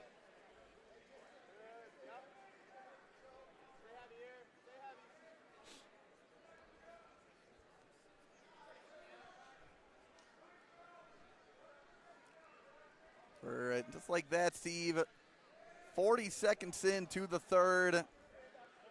Girls obviously going to take the route of looking to ride and maybe score some points on top. There have been no warnings for stalling yet. So Gross, 1 minute down, 1 to go. If you're Metzler in your second finals appearance, you're looking to get some space, and huge opportunity here in the front head. Could easily cut away for one if he has the opportunity, and should be one gonna now. Take that. All right, here we go, folks. And now Metzler gonna stay in the front head and potentially work for the 3. And I know it wasn't technically out, but nice call by the official. Action got a little close to the table. Yeah, you always can call you're out of bounds because you're fearing the safety of the wrestlers, or you're concerned for the safety of the wrestlers. This is going to be a good 25-second go, Teague. I can guarantee you that. Metzler taking a little glance at the clock. Knows he's got a warning. There it is. Now he's got to engage. Oh, and Gross in it deep on a single, able to get his knee around as well. Steve, can he get it elevated or maybe find a way to dump it? Metzler looking up saying, hey, I got an okie-chokie. Gonna hold on, and Gabe Metzler of Waunakee goes from not placing to a finalist to winning his first Badger Conference title. Wow. Here at 150 pounds. Tell you what, that was an impressive matchup right there. Gabe. There you go, buddy. Teague, awesome. That was awesome.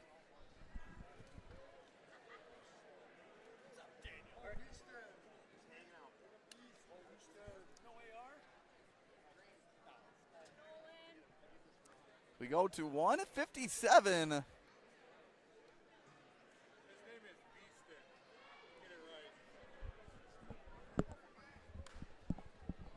We have a battle of, almost you could say it's two Baraboo singlets here, but it's Baraboo versus Beaver Dam. We got Nolan Owen taking on Easton Warden. I believe also goes by Beeston. Beeston. Warden, 37-4 senior. Fending off the shot from Owen, 36-6 junior. Oh, Teague, I tell you what, Nolan Owen might not get rewarded for it, but that was one of the best double leg blasts I've ever seen. Great job if Easton Warden's able to defend this off. Gosh, look at those arms. Kudos to Warden's defense because that shot was amazing. 45 seconds into the first period. Again, another one of those where it played out, no points, but still great to watch. Teague, another one.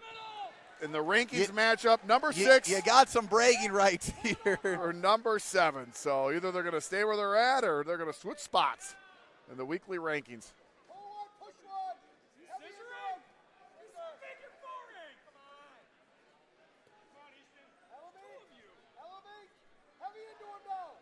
Teague can't help but look over in that third place match for Fort Atkinson. Ethan Belau is wrestling over there, up 3-1, and you know, proud to say I coached him in middle school and wrestled as a 7th grader. Never won a match as an 8th grader. First dual meet we ever had. He goes out and gets a win. So let's go. And now here he is for third here in the Badger third, Conference, Steve. Yeah, he. I didn't even know he spoke. We called him the silent assassin because he never said a word. And he went out and he won. He pinned his kid, and I didn't know the whole history.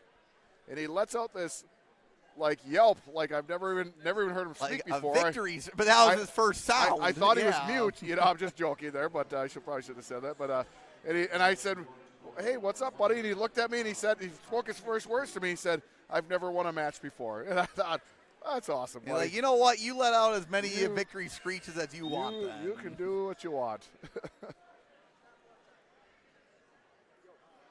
Now looking at him, and he's up 3-1, and he might get his 30th win of his senior year.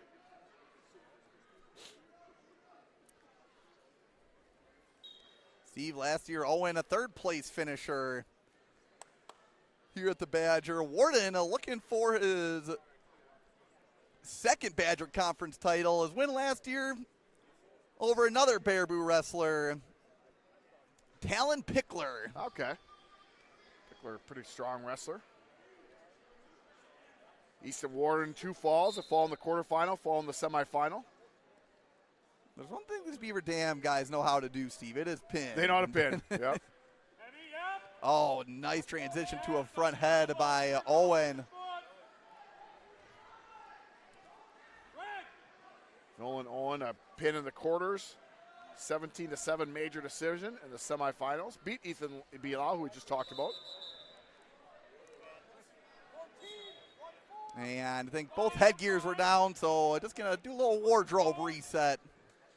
problem with the headgears Some these official time. last couple matches.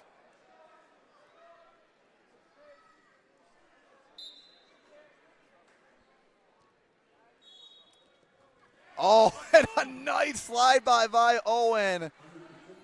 Picks up the takedown with less than 10 seconds to go in the first, and gonna head to the second period. That was just great awareness by the Baraboo Junior, Steve. I mean, they're both pressuring into each other a lot, and Owen taking perfect advantage of that. It's great timing on that. That's a timing move, right? It's a little slide by, and I really like this. Nolan Owen's choice, right? He's up by 3, goes and takes down, right? Sometimes you guys see guys defer. I like putting yourself in a spot where you can go up by more points, put the pressure on. In this case, East to Warden.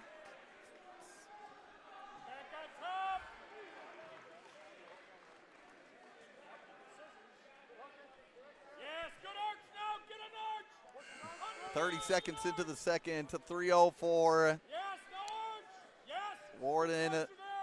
Get pressure there. Owen Owen doing trying to find the arm, do a little head hunting here. Owen doing a good job of elevating. Warden does need to be careful. He sure does. Yeah, Hey, still in control, so not going to be any swipes, but Owen with minute adjustments and might see it potentially dangerous soon. But, oh, wow, switching off Tell you what, if he to can holding above the knee. keep putting Warden in a danger position, he's going to get the call. Yeah, because Now- Warden's still in control He here, is. Steve. So if they call something, do you call stalling against Warden? I would call Tough decision to Yeah, make. it is tough. Right, but technically he's got to improve, right? And now the reversal called, and Steve, that was, I think the best way to put it, just a methodical reversal by Owen. Took about 30 seconds to come to fruition, but just kept making those little changes. And now with the 5-point lead here in the 157-pound final.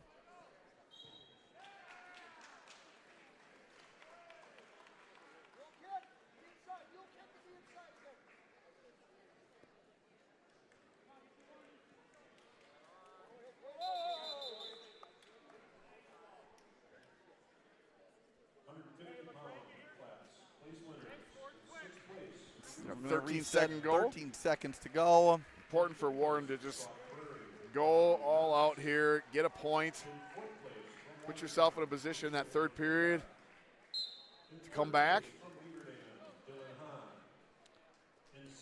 Oh, is he going to get this here? Might get.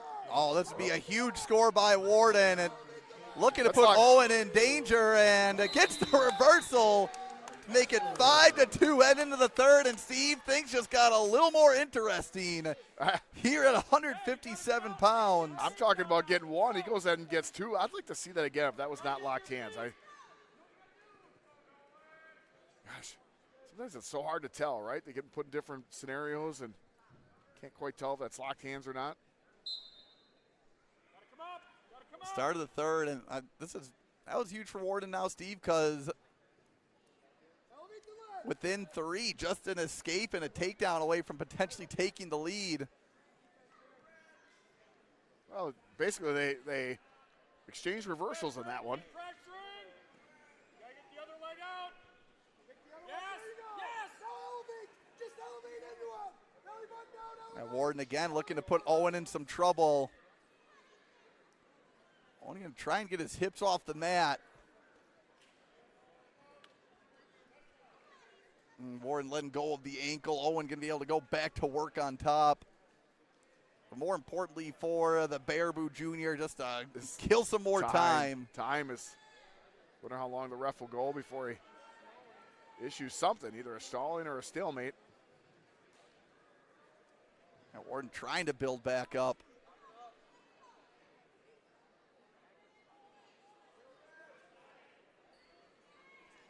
No one with the hold of the arm and the crossbody.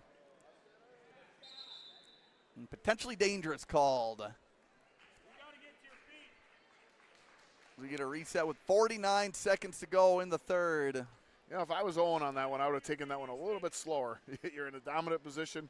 It's one of those times where you kind of methodically bring the arm up like you're pretending to take him over. Could have ate a lot of clock away on that one. 45 seconds to go here. The battle between the Golden Beaver and the Thunderbird, and two notably mythological creatures.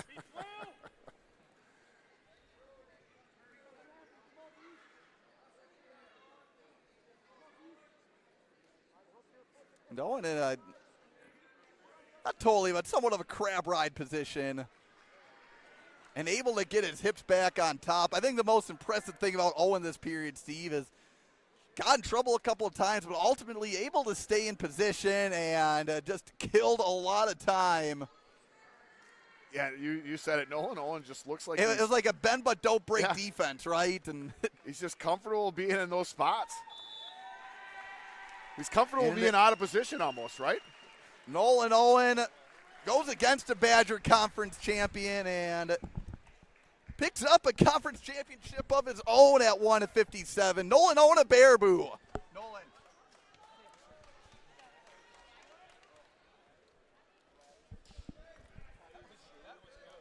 I did. You got both of them. As we head to 1:65.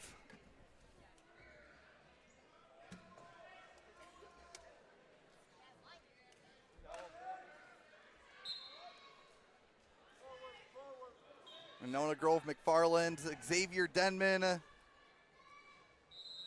taking on the first of Mount Hora Barneveld, the wrestler we've seen in this finals. One of two Eli's for the Vikings. Eli Meyer, 37-1, a sophomore. Denman, a 31-9, a junior. Meyer, a bi-state champion this year, just so slick with his slide by. Picked up the first takedown 30 seconds into this tilt at 165.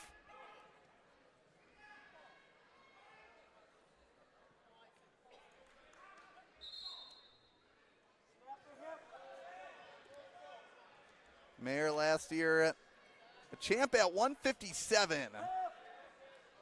So looking for his second conference title.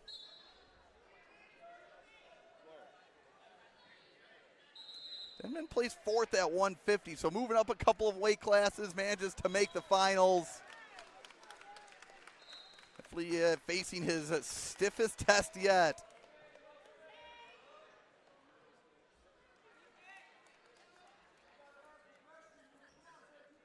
Men beating Reedsburg's Braxton Walter 11-2 to get here. Meyer still has not wrestled a full period. He got a tech fall in 132 in the quarters and a pin in 44 seconds in the semis.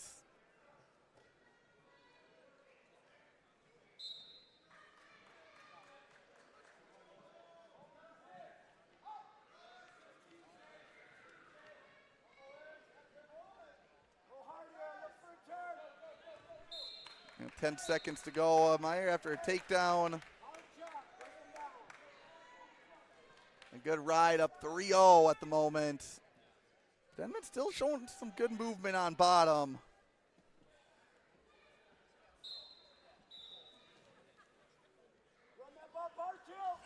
Noah Grove still up 14 on Beaver Dam. So we head to the second period. Meyer up 3-0 on Denman.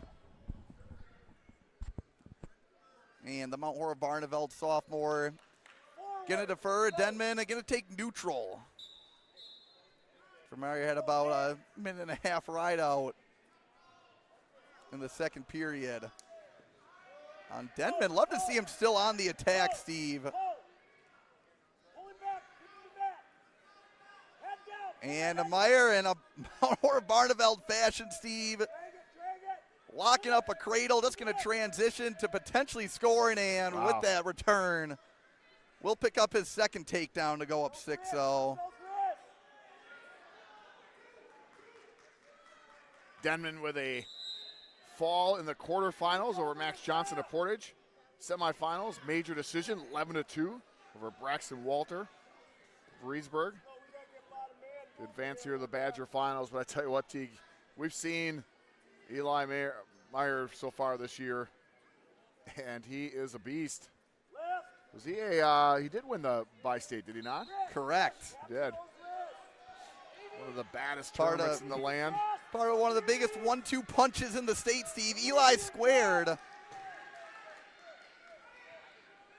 a wrist now. Work up and wrist.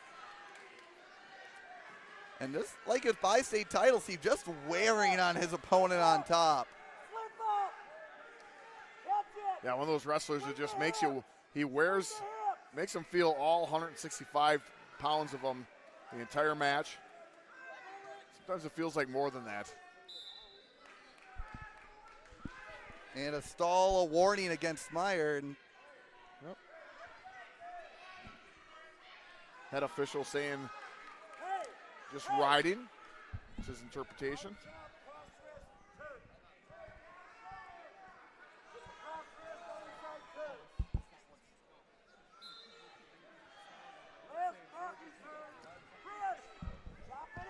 Nice mat See, maybe return. just, yeah, looking for a little more hip movement there, or jumping sides. But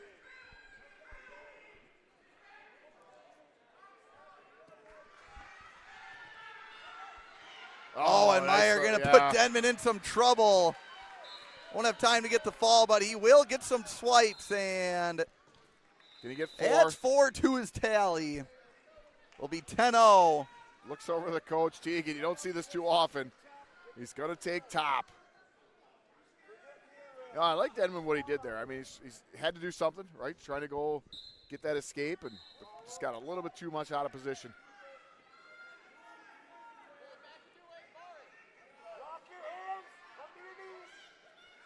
Eli Meyer up 10-0, takes top. Just in a spot where he totally feels comfortable. He's got the, we called it a Kansas position. I don't know what that's called for most people, but lifting that leg. He's got the leg split with his arm.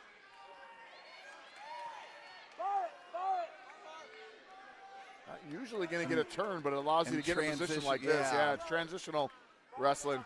It's more of a threat than anything else. It gets the guy out of position, and now here you are. You got an arm bar. Call it the Kansas position because he's going to carry on with a new spot.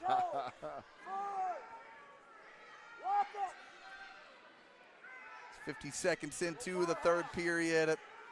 Commanding lead for the Mount Horeb sophomore. And bottom man stalling now.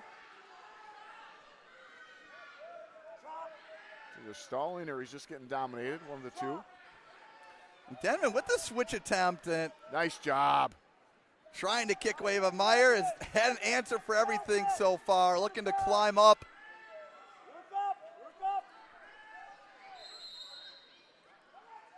And almost, someone's a good top wrestler when they almost keep that sense of pride of, you got a commanding lead, you give up and escape, not the worst thing. But there's something about that sense of pride in keeping a shutout, right? Meyer's so smooth on top. Just everything he's got, everything fits in like a glove. And I know it's been all Meyer so far, but giving Denman his roses here. Third period down 10-0, still not giving up. I think just a sign of a Carl Vec coach team, right? That's what you want to see. Really what you want to see. Something as a coach I talk to my guys about all the time is, hey, if you're down by a whole bunch of points and there's 20 seconds left, let's score. Right? Let's score a point. In terms of the final result, Eli Meyer of Mount Horeb will win his second Badger Conference title, this time at 165. And there it is. You bet. Jolly Ranchers going out. Team, we go from one Eli to the next. If you're a fan of Eli's from Mount Horeb, well, do we have a proposition for you. We got Eli Leonard. Also the last time we saw Mr. Leonard at Bi-State. At Bi-State, yep. Currently the number 2 ranked wrestler. I'm going to say that without actually having it up in front of me. He is the number 2 ranked wrestler. Beat Caleb Denis of Marshfield at Bi-State to move ahead of him. And he's going to be taking on from Beaver Dam, Landon Groh, the 27-6 junior. Landon Groh ranked number 11. Division I. Top 6 ranked wrestlers at 165 D1, Elijah Terrell, Slinger, number 5. Isaiah Guerrero, Waukesha West. Rylan Schneider, Oshkosh West, holding the 4 spot. 3 we talked about. Caleb Denis. Number 2 is Eli Leonard. And Liam Crook, Kakana. State champ at 165. It's kind of funny, last year, top 3 at 165 all moved up to 175, holding those rankings.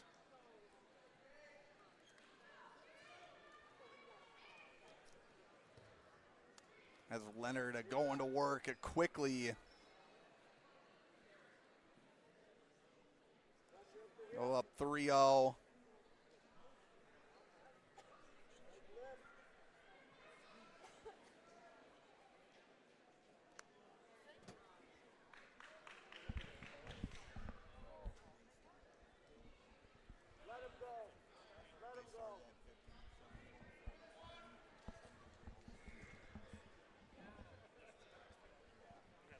Leonard with 2 falls to get here.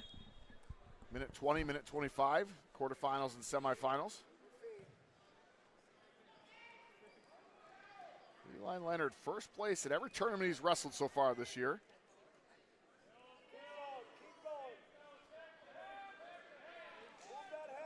His last loss was in the, is that the semifinals last year? Was it the T? state semis? State Correct, semis yeah. of last year. Last time he's lost. And that was against Crook, correct? I believe so, yeah, because on the other side it was Katie who lost to Denis, and yeah, the battle of the Calebs. Yep. That was I believe, a 2-point match, if I remember right. Could we see that match again? Maybe, but I think it's a whole different Eli Leonard we'd be seeing this time around. Just was he a freshman last year? A sophomore. Sophomore, so, big jump from sophomore to junior year.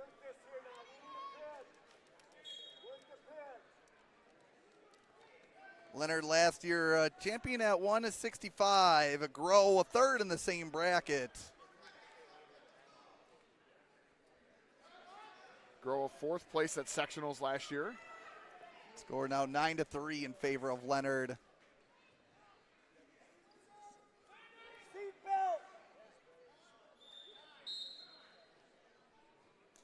Led to second. The 9-3 lead for Eli Leonard. Landon Grohl had 2 falls as well, matched Eli Leonard's 2 falls to get here. Minute 49 and 2:19. And folks, if you're afraid of clowns, don't look at Landon Grohl's track profile picture, because Pennywise the clown. It's not pretty, but Landon Grohl going big, going for the lat drop. You might as well against Leonard, but of course the junior from Mount Horeb saw it coming. And Coach Sarbacher has to be pleased with Eli squared today. 2 finalists, 2 champs. And folks, Eli Leonard is for real, because that was a nice win over a really solid 27-6. Now 39-0 on the year. Coach, do you want a Jolly Rancher? There you go, Eli. Congratulations.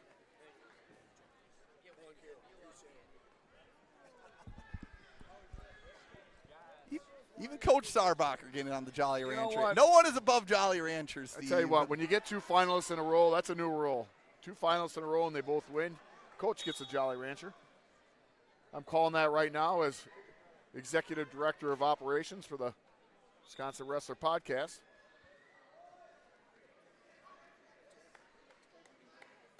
And Teague, I'm excited for this one. Moving up to 190 pounds. Yeah, Steve, it could be another fun one as we got Owen Schulberg of Watertown, ranked number 2, going against Landon Heitmeyer of Portage, ranked number 7. So number 7 in Division II. State qualifier last year. Owen Schulberg goes by his friends as Showtime. Showtime. The Watertown Goslings.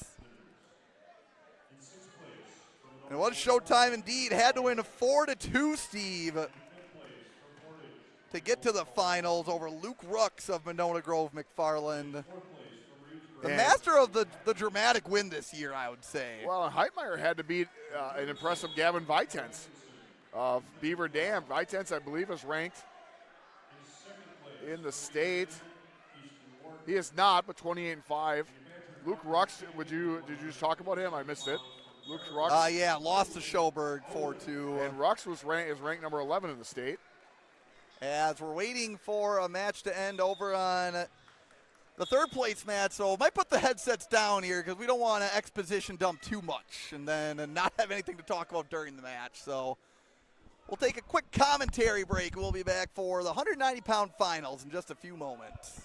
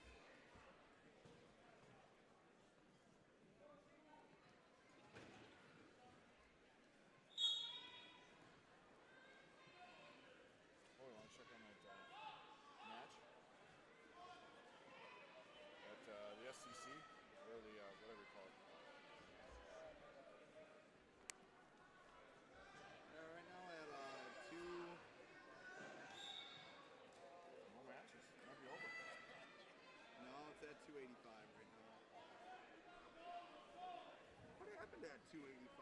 Cody Backup lost? Oh, to Jack Simmons. Grant Matthews with the pin and the 16-2 to over. Huh? Is that over there? No. They started at 150 because 144 is Peterson versus Carey. So, it's like they decided that was the marquee match, and I'd say that's a good decision. That's a good call. Yeah. Who's winning the team thing over there? We're ready for our 165-pound place order. Yeah. Oh, Fenimore's catching up big time.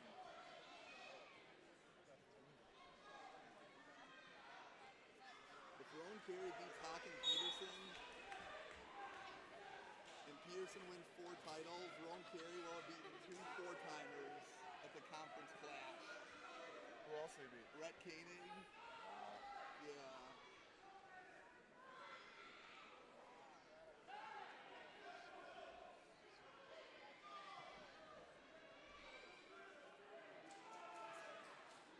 Is that one on video? Is that on YouTube? What's that? Is anybody there?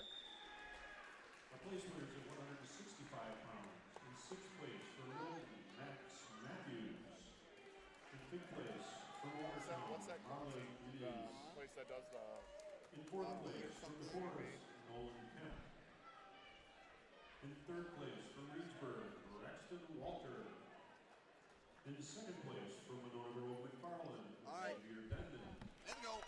Pageant Conference champion at 165 pounds from Mount Morrow, Eli Meyer. All right, Steve, 3 weight classes to go. And here at 190 pounds, all the deeper weight classes here at the Badger Conference today. The 3 seed from Portage, 29-4 senior Landon Heitmeyer, taking on the 36-1 senior from Watertown, Owen Showtime Schoberg. Schoberg 36-1. Heitmeyer 29-4. Both seniors.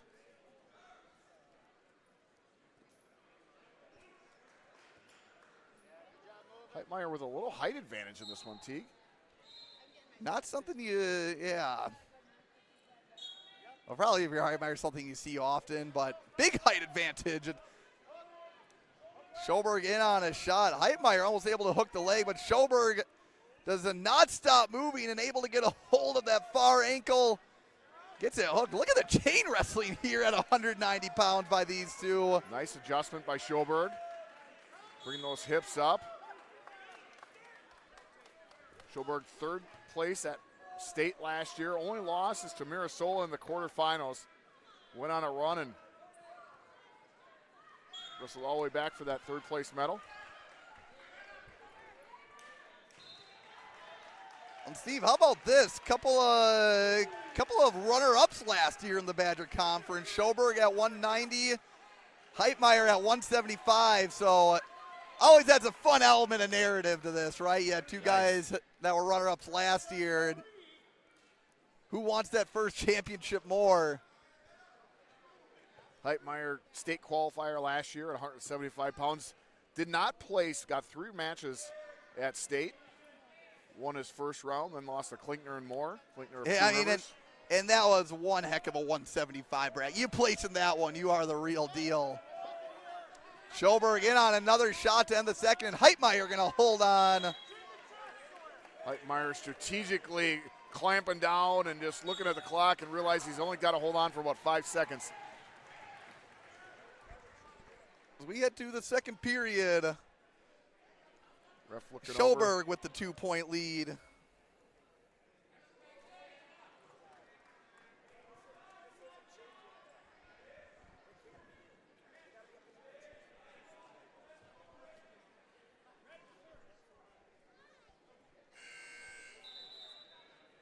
As don't know what we're waiting for here before the second, but we're getting started, so it doesn't matter what we were waiting for. Ref just taking care of some fan maintenance on the sideline. Keeping match side clean, you like to see it. Schoberg starting down to start the second period. Heitmeyer going for that cradle, locking it up. Schoberg just the strength, shows his strength, just stands right up out of it. Well, the thing is, if you're Heitmeyer, Schoberg just seems to be one of those guys, gets stronger as the match goes along. And right now, just going to be 4-1. As we let the scoreboard catch up. Yep, we'll figure it out.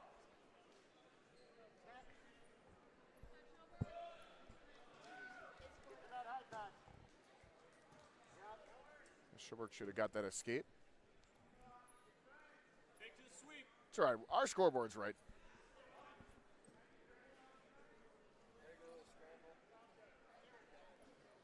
We got our tech team lead producer, Kate Davidson, taking care of it, getting that fixed for the main scoreboard. Oh, nice reshot by Heitmeyer.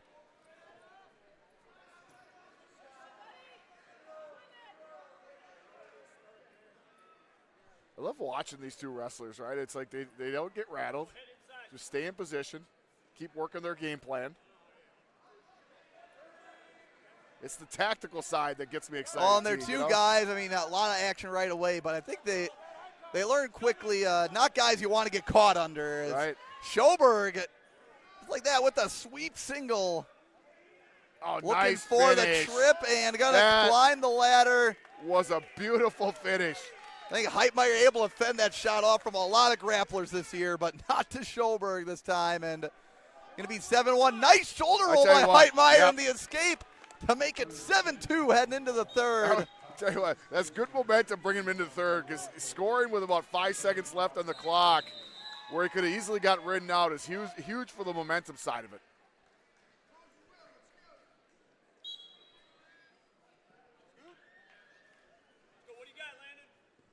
Yeah, big for Heitmeyer to score here quick. Get up to those feet. Man, he's been so active on bottom, which the tides have kind of turned in sense of being on the mat, Steve. It's almost been harder to be the bottom person in recent years. But Heitmeyer still showing how crucial it is, just when you can make that one an easy one, right? Yeah, you're right on that. It seemed like people used to take down and it was almost an automatic score. That's not the case anymore. Top wrestler in the state of Wisconsin has gotten really, really good. But Schoberg almost just kind of let him go. He's looking pretty comfortable in this neutral position. Schoberg is so quick finding that leg, but nice defense by Heitmeyer.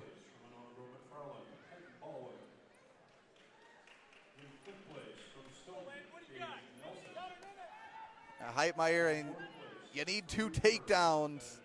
And Oh, nice. in on a high C. Oh, just wow. Gets in these unconventional positions. No score yet, though. That's got to be. Schoberg in on a leg. Heitmeyer with an ankle hooked. He almost tried to go too big, Teague. Almost looked like he could have got his takedown. He got a little too greedy, right? I mean, more than likely going to see a stalemate called here. That's it. And there it is. Wow.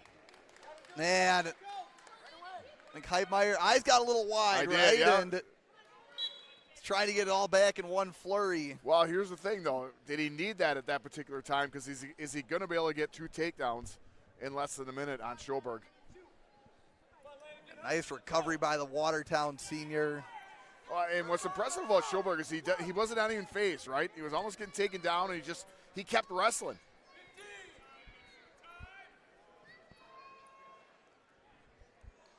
10 seconds remain. Heitmeyer gonna try something big, working an over-under. And Schoberg just gonna circle out, and Tell you what, 7-3. see, that's an impressive win for Owen Schoberg. And here's the deal: 190 pounds. Mirasolas are gone. Aiden Sinclair's are gone. These guys, you got number 2 Owen Schoberg. Guy Fraley of Homestead is number 1. 190 pounds is a wide open weight class for that state medal.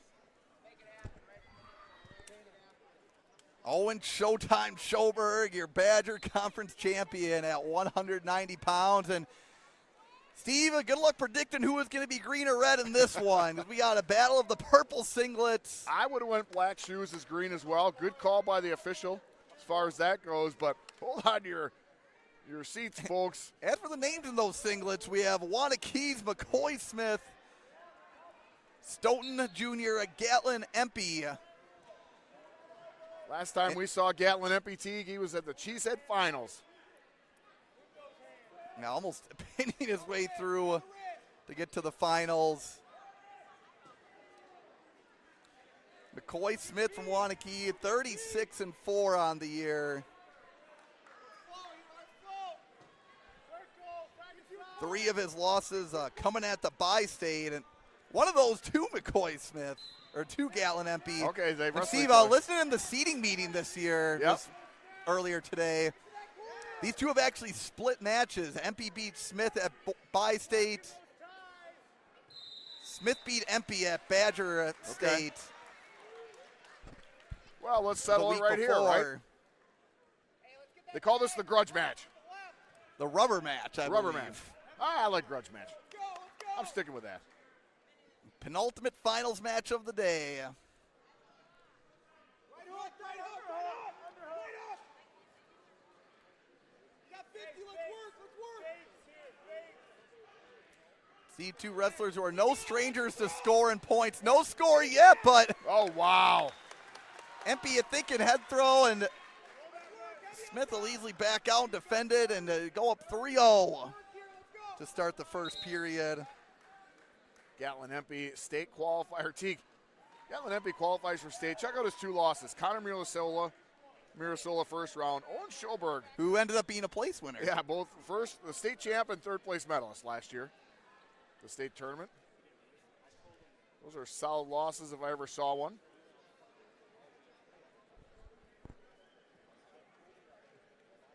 McCoy Smith, also a state qualifier. 215 pounds, got 3 matches on the day. Did get a first-round win over Thomas Parra, New Berlin, West Eisenhower. Then lost to Garrett Kovchinsky and Blake Miller. Blake Miller, Appleton North wrestler.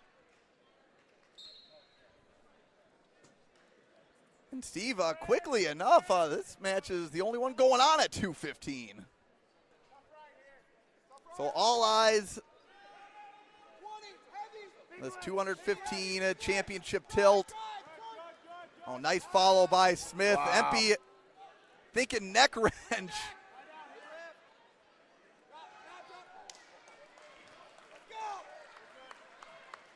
And This the is fun. escape to close out the first makes it 3-1. This just looks like the battle of middle linebackers, doesn't it? Right? 2 guys with no necks. Traps that go up to their ears. And Empey, of course, with his head throws and neck wrench, just kind of a calling card if you're an Empey, right? Let everyone know Brooks Empey for the single leg and cradle. And did it almost every single match, and it worked. And Griffin, a little more modest, but still picked up a few pins of his own in his heralded career with 3 finals appearance. And Teague McCoy Smith has been on the mat, other than this match, in his quarters and semis for 55 seconds. So that first period was basically just his lungs blast for the day. And yeah, pitted 23 and 32 seconds in the quarters and semis. yeah, Smith right now with the 4-1 lead.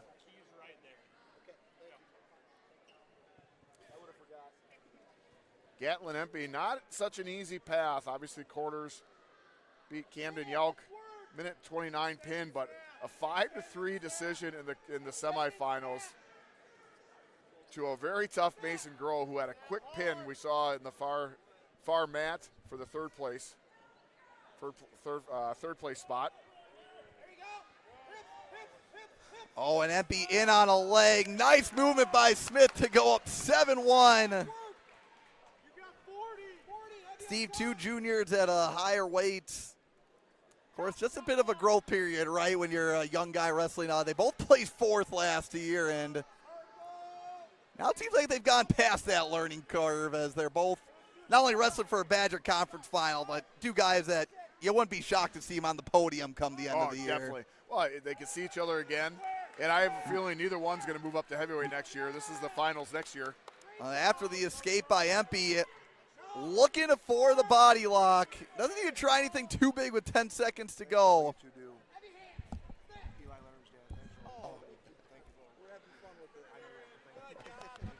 Appreciate it. Also, is Eli, is it Mayer or Meyer? Okay. Thank you. Empey's going to take down. See, these guys are big throwers. I imagine some fireworks happening in the third. Oh, yeah, 7-2. This is It's one of those 7-2 matches that's by far a minute lead, yes. Yeah, it's a long, long way from being over. Now 7-3 for Smith. But Smith's so good on his counterattacks. Defends it well and just gets right back in, looking for offense of his own.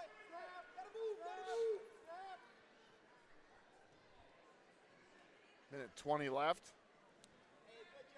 It's kind of that spot where Empey's going to have to pick it up a little bit. I want to thank all of you for tuning in here on Rokfin for the Badger Conference Final. As Empey again looking for a shot. Smith is so quick with that go behind. Yes. And it's have to think that he's done his fair share of spinner drills, right? Right. You know, it's not so much that he's so fast with it, it's that it's so powerful. Right? I mean, the strength of Smith is visibly, you know, it's just that power comes down and you're spinning around centrifugal force. It's almost indefensible. And McCoy Smith now with a 10-4 lead. And going to force the stall warning.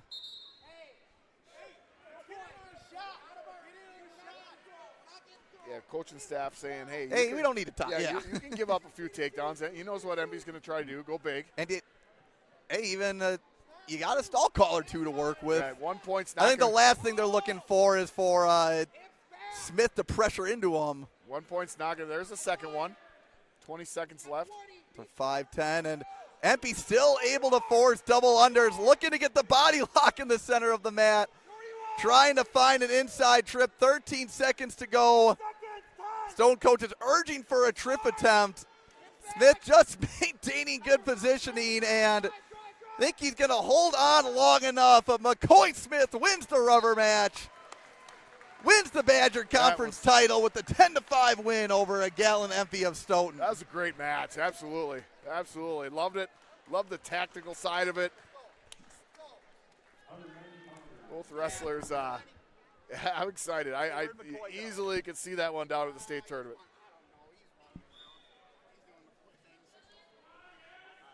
All right, well, you just have him come over here when you see him.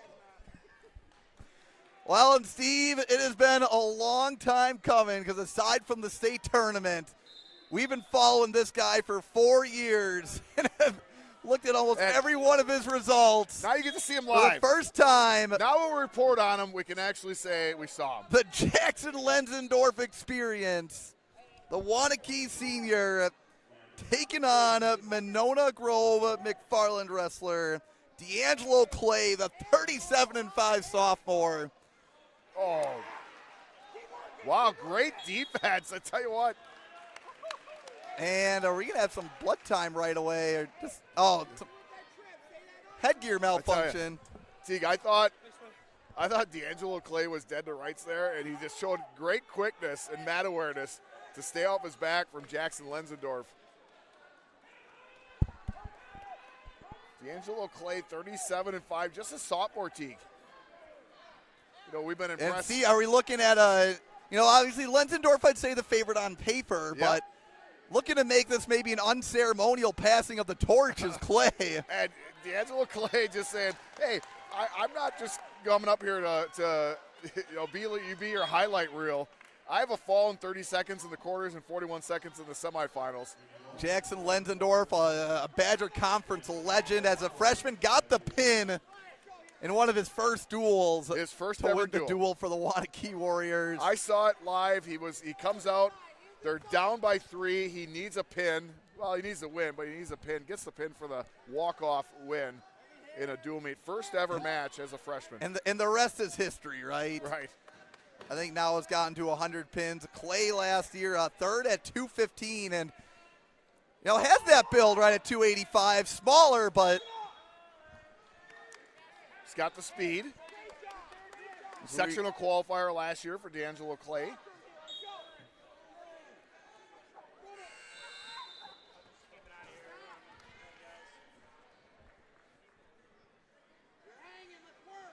we got Jackson Lenzendorf. Our award winners at 190 pounds. Sixth place. Also, all Galaxy defensive lineman for the Wanakee Warriors. Oh, is he? Nice. Yeah, I don't know his actual accolades. I know I wouldn't complain if I had him on my team. I'm pretty sure Clay from Monona Grove as well is on the football field. I don't know that for sure. Steve, for Clay, I mean, anything in this match is a win. I mean, for Monona Grove McFarland, this is almost a victory lap for them. They basically are the Badger Large champions. Winning it in tournament fashion. Reedsburg in dominant form. Going to be Badger Small champions. I think the longer this match goes, it stays 0-0 or stays close, the needle starts tilting towards Clay a little bit as far as being favored.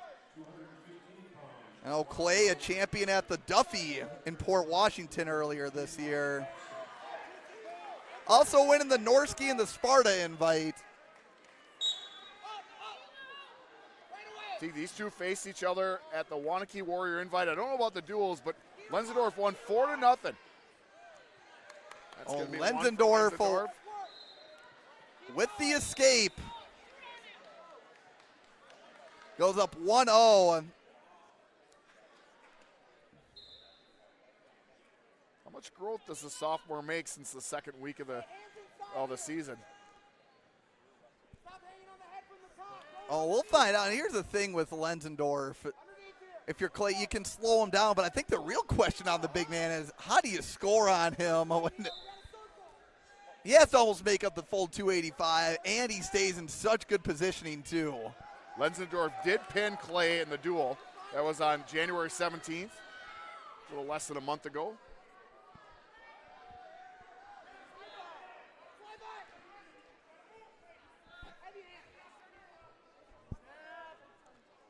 Midway through this match here at 285.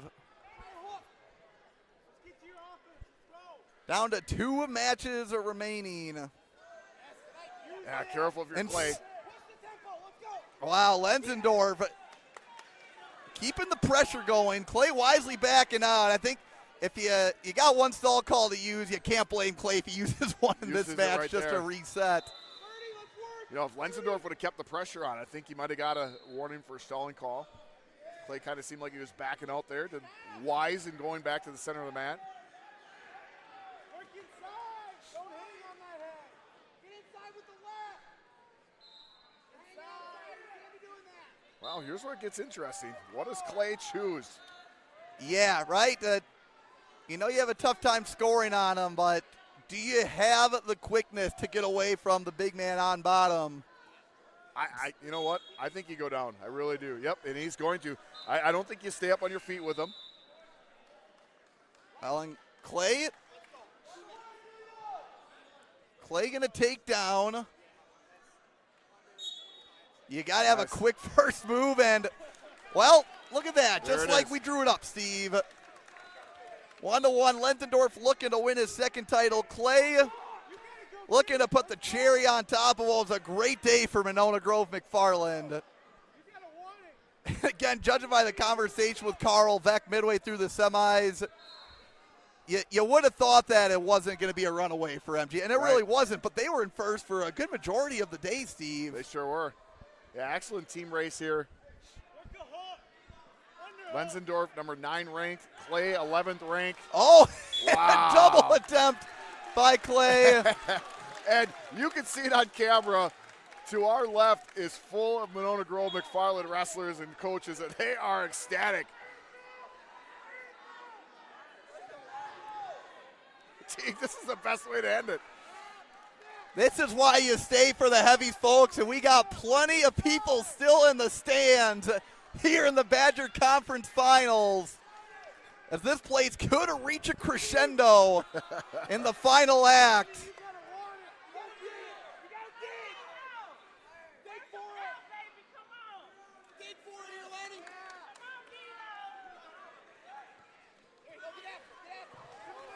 Oh, and look at the knee pick attempt by Lenzendorf. These two, they just wait, they feel each other out, and it's like a prancing attack. you're going to back up so we don't shake the That's table right. here. I know what we tend to. It's like an alligator waiting under the water to snap at a gazelle drinking. And saying, hey, I let's think we had double collar ties there, which 30 seconds to go. Steve, are we going to see some fireworks at the end here, or do we maybe, I don't want to broadcaster jinx it, but do we maybe get extra rest and slide by attempt got to the Clay leg. He's got the leg. in on the single leg, and D'Angelo Clay He gave him the 3 with points. the takedown at the edge of the mat, up 4-1. Wow.